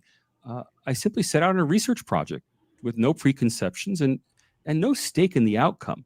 And I think, unfortunately, most, not all, not the overwhelming majority, but maybe 2/3 of social science academics are strongly and proudly invested in the outcomes of their research, so much so that they characterize themselves in many cases as scholar activists. My chief targets in this book are South Asian scholars who actually have formed a South Asian Studies Scholar Activist Collective. And they sought to prevent publication of this book. They sought to get me fired from the University of Sydney, saying that I was endangering the lives of South Asian Studies scholars by questioning their work, because Narendra Modi's Hindu mob was going to come burn down their houses because I criticized them. That's what we... So Narendra Modi's Hindu mob reads pop social science books written by an Australian academic. What kind of a country have we ended up creating, guys? Our mobs read social science research. Wow. This joke writes itself. I'm thinking ways to make it funnier, but I don't even need to. What the fuck is this accusation? Oh my God. Imagine a Bajrang Dal guy spending about 600 rupees on this book one fine morning from Amazon. He goes through the book, notes down the names of those academics, and thinks, yes, these are the academics whom he had probably apparently never heard of before from WhatsApp, etc. He hears of them for the very first time from Salvatore Babones' book, and then goes to Delhi and tells them, Bahar nikal. The academic says, oh, why? And he says, क्योंकि भोसरी के तेरा नाम मैंने पढ़ा बबोनेस जी के बबुनिया के book में. What universe are we living in? What the hell is going on? Deal with in social science academia. It's unfortunate, but that's how it works. Okay. Now we've got time for another question. Yes, sir. Good evening, Salvatore. Terrific address. Thank you very much. My question is in two parts. Number one, what would your evaluation be of India's foreign policy under the Modi administration? And number two, where do you see the future of India's relations with Australia with a lens on... No, illiteracy is defined as the skill to not be able to sign your name. So, no, I'm not saying they're illiterate. I'm saying when most of the country is literate, most of the country cannot read and understand Salvatore Babones' book. So literacy and understanding social science are not the same things. Economics, i.e. trade and defense. Thank you. The story of Indian foreign policy has been one of continuity. There's a nearly perfect straight line from the foreign policies of the previous government to this government. It's tilting towards the West, towards greater engagement with the United States and other Western countries. This was before Donald Trump skipped his meds. But there's a broad consensus on foreign policy in India. It may not show up in the headlines, but it shows up in the actions. And after the Pahalgam attacks, groups of parliamentarians from multiple parties, including opposition parties, went abroad to tell India's story about the Pahalgam attacks. So I think there's a lot of continuity. And I don't think that anyone in the West should be worried that if there's a change in government in India, it would result in a change in India's trajectory. I think India's trajectory is really baked in to never be an explicit ally of the United States or other Western countries, but to always be increasingly oriented towards the United States and other Western countries. For Australia, there's nothing but goodwill in India, except when it comes to cricket. And in general, Australia has always spoken of highly in India. It's viewed as a fellow democracy with which India shares a lot of history, despite my little jab at Tom at the beginning. And like I said, nothing but goodwill. I think it's an open door. But just following on from the foreign policy issue, there's a growing consensus in Washington. And Professor John Mearsheimer, who's spoken here on a few occasions, has made the point that America will go to great lengths to form a balancing coalition of states against China, because China is seen as a rising power that threatens the status quo in our region. But of course, India is not a natural balancer. It's not part of an alliance. It's long seen itself as independent, part of the non-aligned movement. So to what extent do you think India, either under Modi or his successor, will move increasingly closer to Uncle Sam as a way of balancing against the rise of China? From the Indian perspective, substantial portions of Indian territory are currently occupied by China. There's no border agreement between the two, and it's unlikely that there will be anytime in the foreseeable future. India has gone much farther than Western countries to battle Chinese totalitarianism. India's, for that matter, banned most Chinese. Yeah, VXT's comment is important here. The why Salvatore Babones is saying this is because of data, of course, that yes, there was about 8% growth in Manmohan Singh's time as well. And that's pretty much the number even now. So even if Rahul Gandhi therefore becomes the PM, it will grow about 7-8% only. So unless you actively support someone and actively oppose someone, you would not go to the extent to say that no, if Rahul Gandhi comes to power, he will fuck the economy. It would not be exactly in his purview even to comment on that, and he is not even interested in that.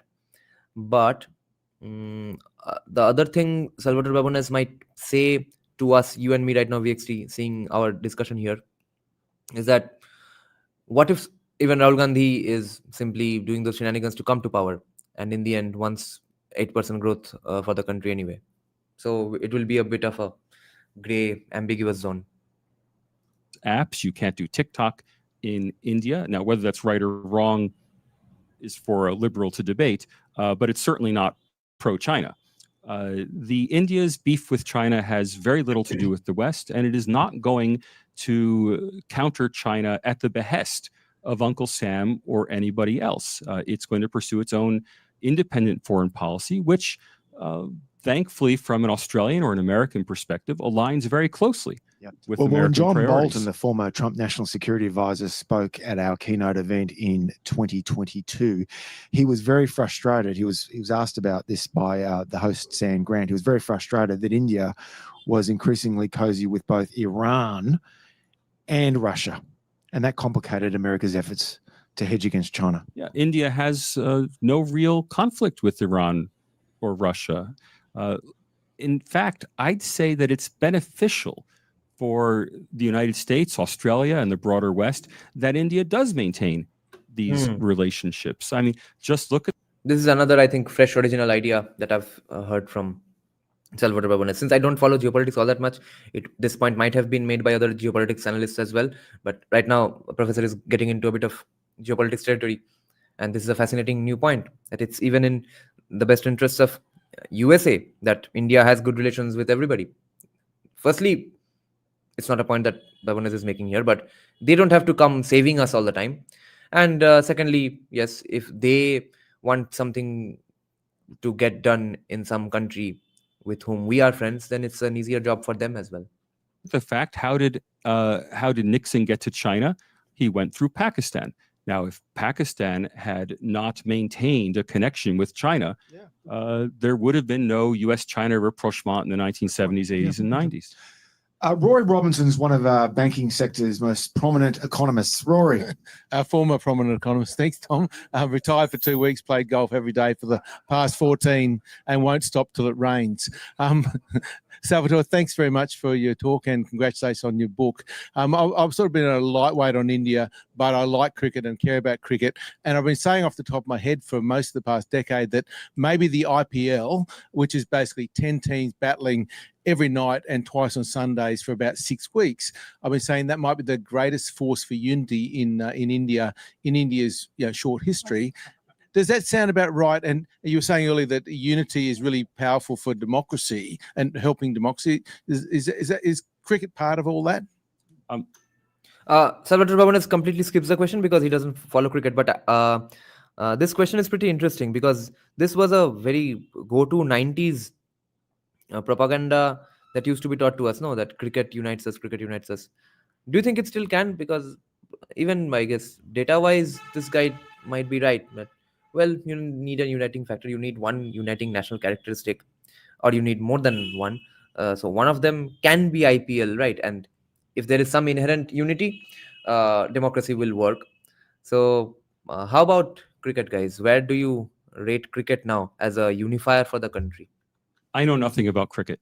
So I really can't comment much on that. But it's certainly good for India's integration with Australia, given I understand that a large number of Australians play in the IPL. Is that correct? So that's good news for Australia, but really, Lord Robertson, no comment. Next question, Rafe Champion, one of our long-time members at CIS. G'day, Rafe. Look, I've got a question both for you and for the speaker. I just want to know how on earth you managed to overlook cricket amongst the features that unify or are common to India and Australia. I think that was a preposterous overlook. And that leads immediately to the next thing.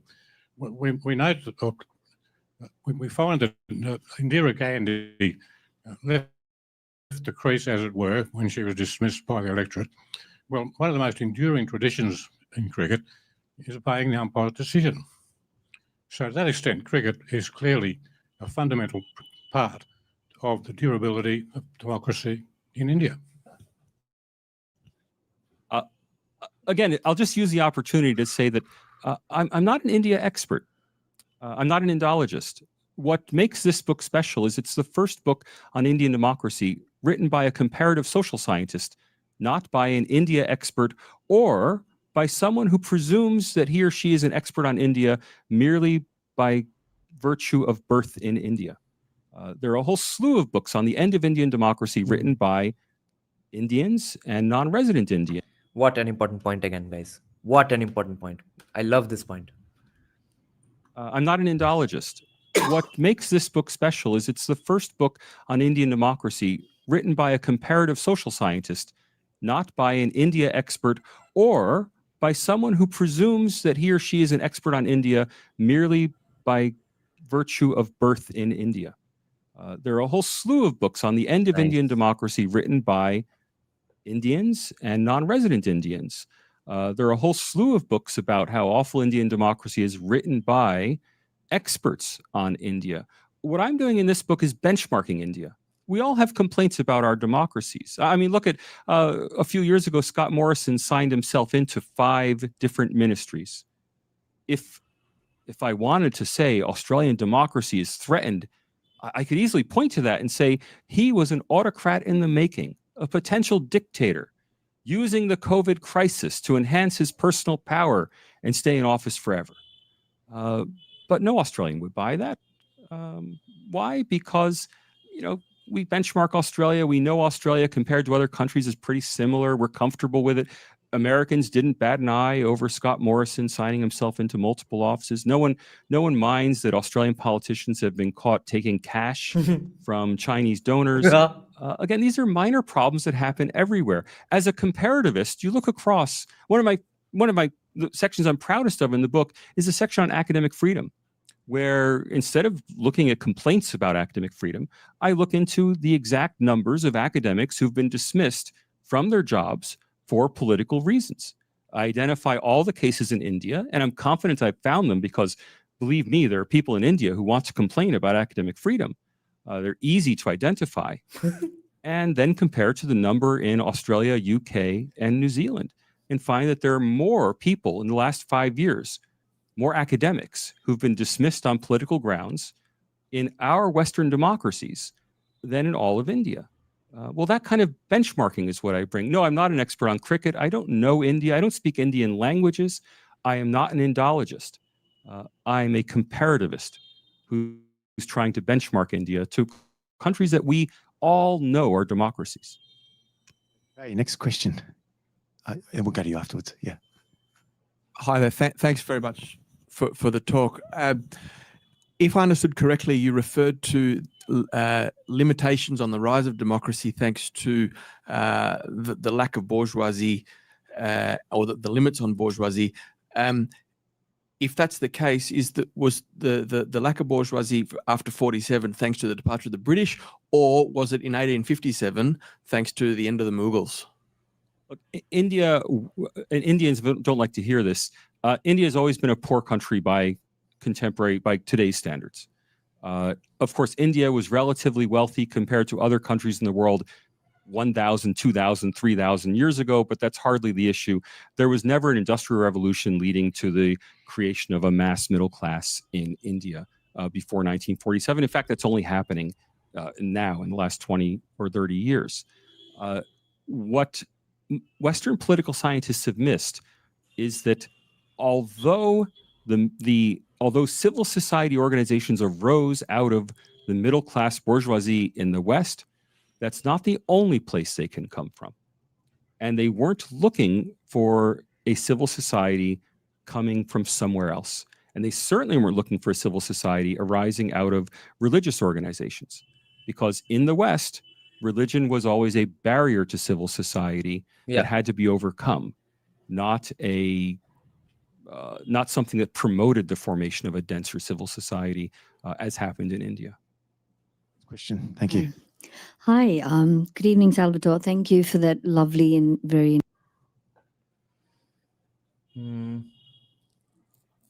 Yeah, the industrial revolution thing always gets murky, because on this I agree with people like Sanjeev Sanyal and Abhijit Chavda who say that our industrial revolution just happened much long back. But the metrics for discussing industrial revolution, especially inside academia on academic terms, etc., is absolutely based on metrics of today, which you won't be able to entirely replicate in the past era's stats. That's the problem. So for that reason, I think just on this issue, just on this context in this topic, we will have to not treat the professor too harshly.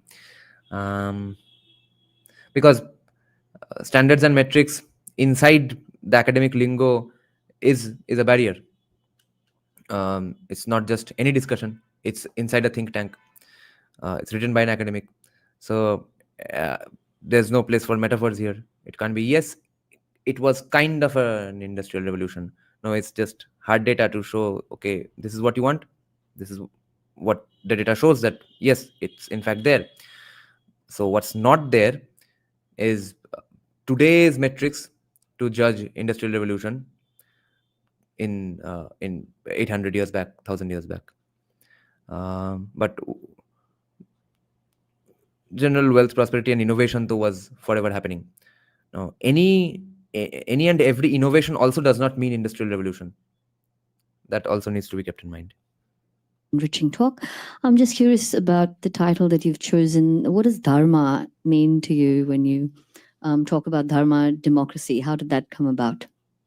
I follow Sarvapalli Radhakrishnan. Dharma is duty. It's that simple.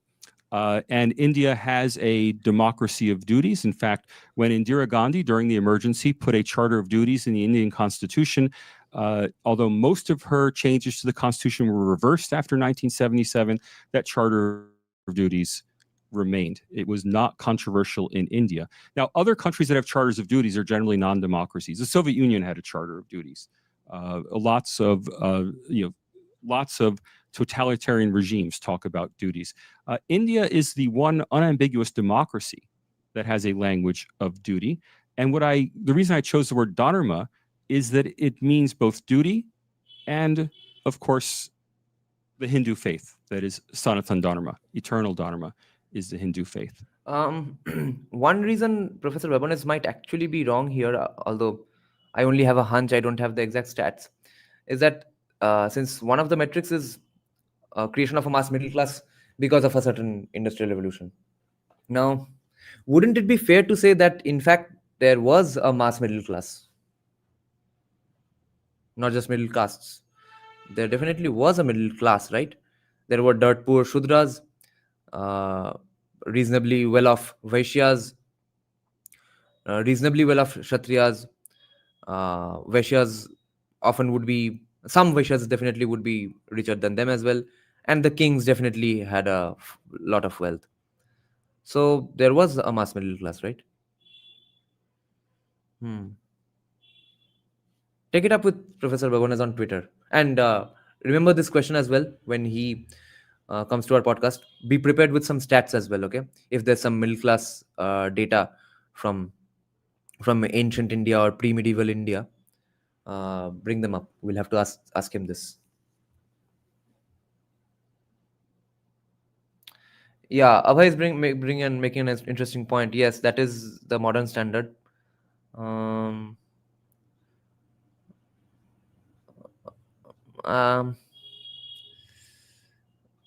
too hesitant to disagree with someone as educated on AI as I am on this particular topic, at least. But I kind of had a notion that should not be that's not the entirety of industrialization. And I think that Indian democracy really has survived and matured because of the connection with the Hindu faith.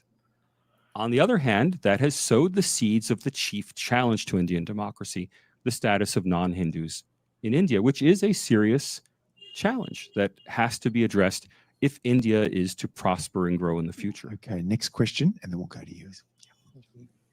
Hello, my name is Daniel. Thank you so much for your address tonight. Australia's security seems tied up with India through things like the Quad. Our economy is deeply entwined through things like education exports and trade. I'm wondering if you're advising the Prime Minister on his agenda for the term ahead, how would you advise him to continue strengthening our ties with India over the coming term? Thank you. I have a conflict of interest in answering that question because I've been very critical of the government's policies on Indian students in Australia, which has been largely to view them as a low-wage labor force. So I think the India-Australia connection today, economically, is driven mostly by, I'm going to be frank, low-wage labor exported from India to Australia, combined with high-skill diaspora professionals exported from India to Australia. It's almost entirely a human connection. There's a very thin line of Australian exports to India or imports from India, and there is a massive untapped opportunity for Australian investment in India, particularly through super funds and family offices, that is patient investment that can invest in India for the long term. Australia is tragically underinvested in India. When you compare Australia's investment in India as a percentage of outbound foreign investment, or you view it in per capita terms compared to the US and Europe, Australia simply has not seized the opportunity represented by India, despite being so close geographically and having such a broad human connection of Indians in Australia who could facilitate that flow. Next question. Thank you for the talk. For someone who's spent a lot of time in India, both for work and travel and for sport. Okay, we'll have to watch this in 1.25 right now, guys, because in another about 1 hour. Oh yeah, we have time. Just thank you for bringing attention to India. You've debunked some of the views on democracy in India. Yes. I wonder if you could push that further on corruption in India. Whenever people talk about India, they talk about the systemic corruption at a federal, even a state level and a local level. I'm curious, although you're not an Indiologist, I'm just curious in your research for this or your other travels, is that fair? Is it not fair? Is it getting better? Is it getting worse? It's certainly getting better, and that's due to the move to transparent electronic processes in India. Now, ironically, some of the complaints against Indian democracy arise from filing requirements that have been placed on foreign organizations making donations in India. They have rebelled against the idea that they should have to file these electronically and provide the national ID numbers of the people receiving the donations. And so India has been hit on freedom of association in the VDEM rankings precisely because it's been fighting corruption. That said, there's certainly corruption in India. There's corruption in all countries. The trajectory seems to be in the correct direction. Also, I remind everyone that India, over and over again, I remind you, India has a GDP per capita on a par with that of the African continent. Its GDP per capita is substantially lower than Indonesia's. So if we were to compare, is India doing well on corruption comparing to Indonesia, or Papua New Guinea is even richer than India? Certainly, Malaysia and Thailand are incredibly richer than India, 4 or 5 times as rich as India. Is India corrupt compared to those countries? Well, probably not very corrupt compared to those countries. So the fact that India, at a much lower level of GDP per capita, is achieving such strides against corruption is really something very promising. We have time for one more question, but before you might want to get the mic across. Before we get to that, the issue of, I think Rafe mentioned the issue of cricket. And of course, illiberalism goes beyond India. Many of us liberals in Australia and indeed the Western world has lamented the rise of what's called cancel culture in the Western world, and this illiberal mindset. And a few years ago, and I wrote about this in the Australian newspaper at the height of the COVID crisis, I talked about the absurdity of that illiberal mindset. And I referred to a group of British academics, and I'm reading this. They declared the cricket had become one of the most exploitive features of the British Empire. And I thought when I read this report by these British academics, this is what I said: never mind that one of the most valuable businesses in modern India is the Indian Premier League franchise, worth more than $5.5 billion to the mostly Indian people who own it. That doesn't sound like exploitation, does it? Was cricket the most exploited or most exported? Gravity. We'll have to do 2 things: suspend all labor laws and arrest all Kisan netas and put them in house arrest for 5 years. I wasn't sure you got, you Well, got it's the definitely word right. exportable, but anyway, next question. Thank you for that. Look, it was very enlightening, very different to what I came here thinking that this would be about. I'm of Indian origin. I travel back home a lot. So, I know more about my country than you, a little. So, you obviously don't know how bad things are back in India. And I have an Indian accent. What I hear over there is totally in contrast to what you've. And I was surprised that you said so many nice things about India, because I came in thinking you would say that fascist Modi is bringing back the caste system in India. And, back home when I go there for 4 days to visit Purulia in the winters, I hear the same things. But much to my surprise, you say India is going great. How the fuck can you come to that conclusion, bro, Babones? Just said. So I'm just curious about the source of your research. Why? Gravity is saying, I will bet 100 rupees on her being a Bengali from Kolkata. And immediately I heard the way she said source. She is Bengali. Hear this. Hear how she says source. She says source. It's just don't show okar bojano puro. So I'm just curious about the source of your. This is a Bengali. I know this is a Bengali. And you see, Indians all across India have different flaws. It's not really a flaw. It's source, yeah. But the way she harps upon it a little, we know she is Bengali. But Indians pronounced different regions of India mispronounce in different English words differently in different ways. So, for example, for the life of me, I can't figure out why can't a non-Bengali person can ever pronounce the word violence properly. They have to call it violence or violence. Why, bro? It's VIO. It's not VOI. Why does entire North India keep pronouncing it as VOI and often WOI? And then value. It's never value. It's always value. And so this source is definitely BBK lady.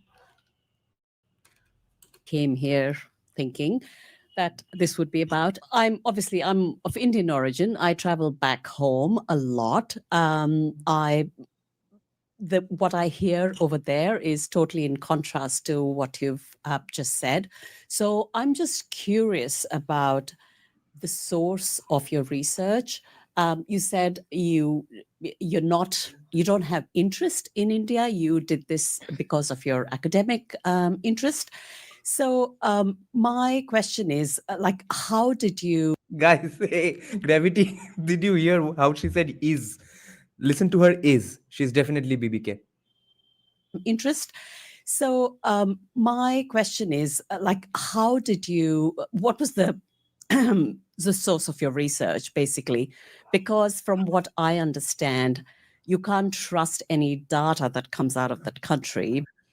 But we can trust the data that comes out of SFI party offices, which she hears every time she comes back to Kolkata to reminisce the good old days of Calcutta, which got destroyed because of Mamata Banerjee. And up until 2011, everything was fine. Because of how it's the... Oh, she might be a Mamata supporter as well. And she probably thinks West Bengal is going great and the rest of the country is falling apart. Because of the gatekeeping, basically. So data in is data out. So I hope you haven't relied on just that.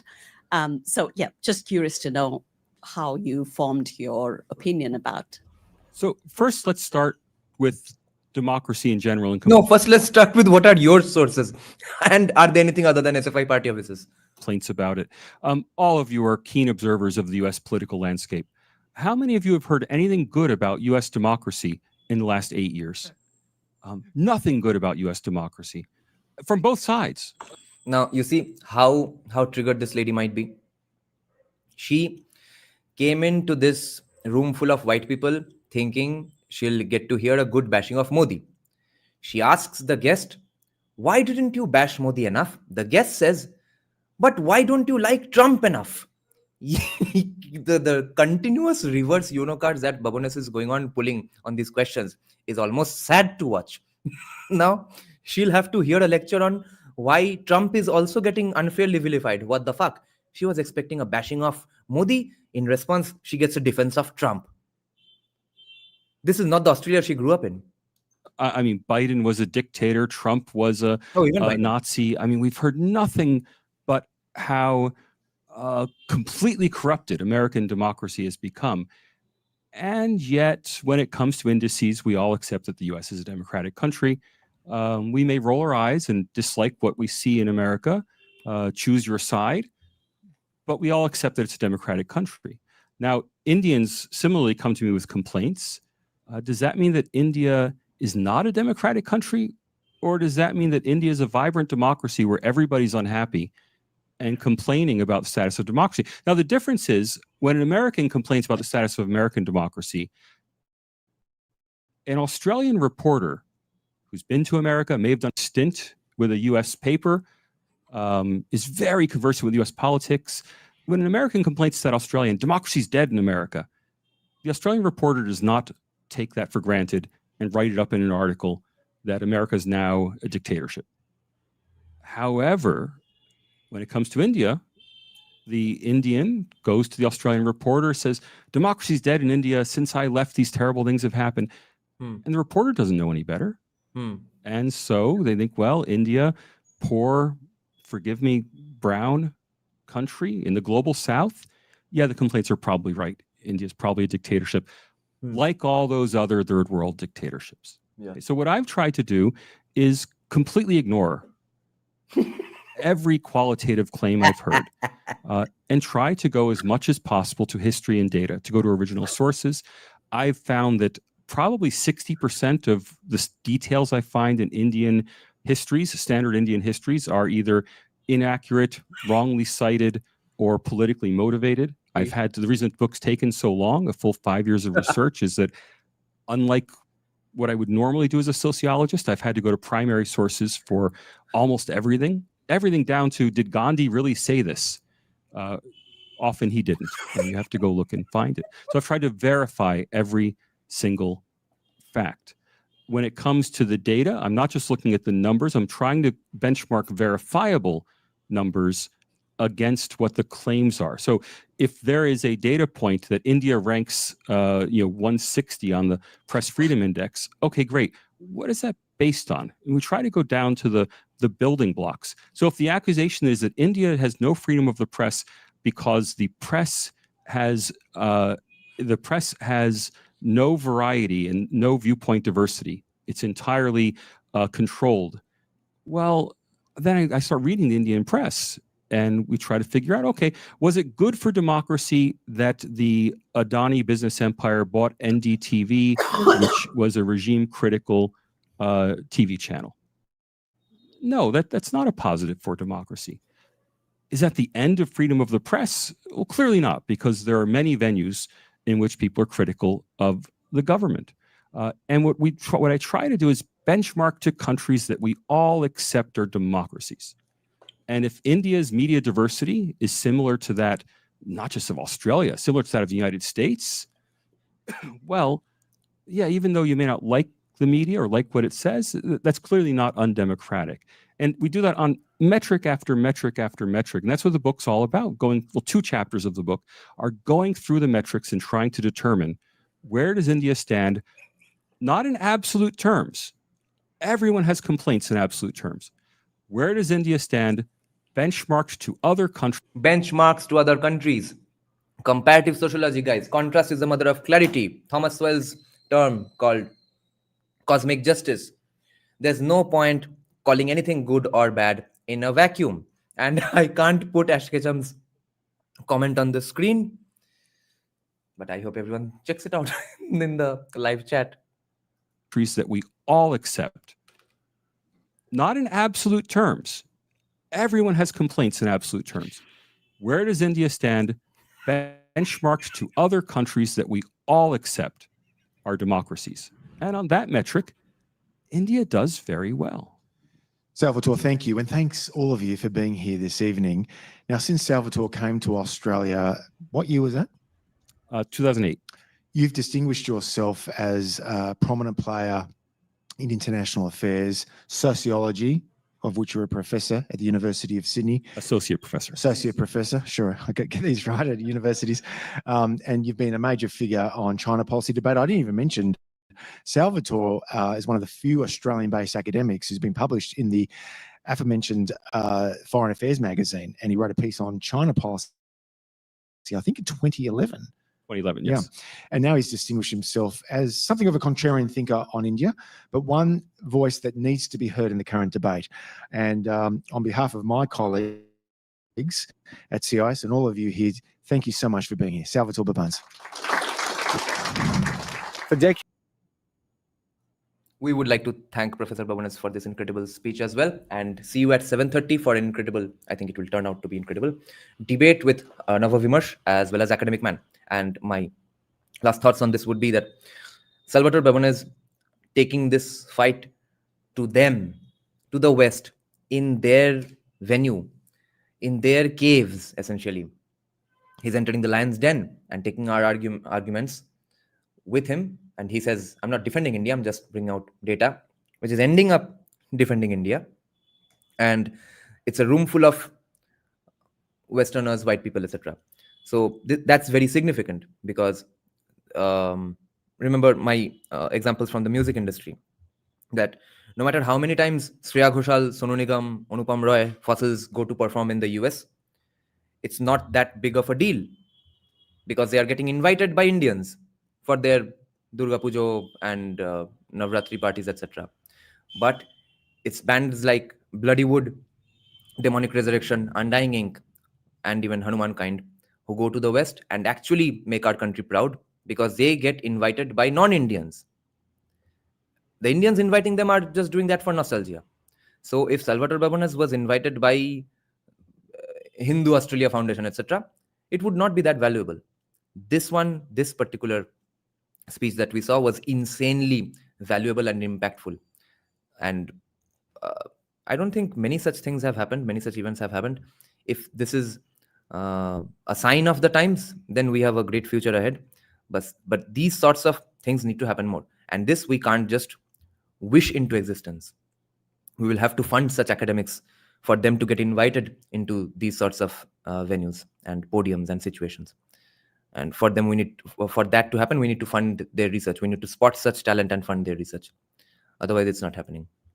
And if you say, who cares what the West says, then don't come crying when the West fucks you. See you at 7:30, guys. What's happening with my mic stand? See you at 7:30, guys. Bye-bye.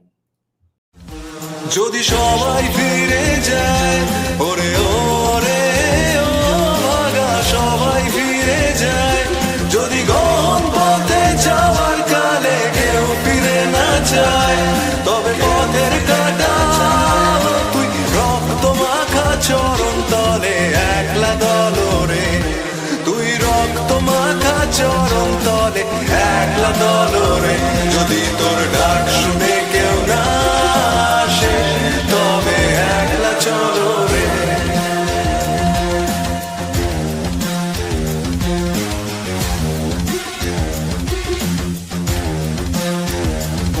যদি আলো না ধরে ওরে ওরে ও ভাগা আলো না ধরে যদি ঝড় বাদলে আধার রাতে দুয়ার দেয় ঘরে তবে বজ্রানলে বুকের পাঁজর জ্বালিয়ে নিয়ে একলা জলরে আপন বুকের পাঁজর জ্বালিয়ে নিয়ে একলা জলরে যদি তোর ডাক শুনে কেউ না আসে তবে একলা চলরে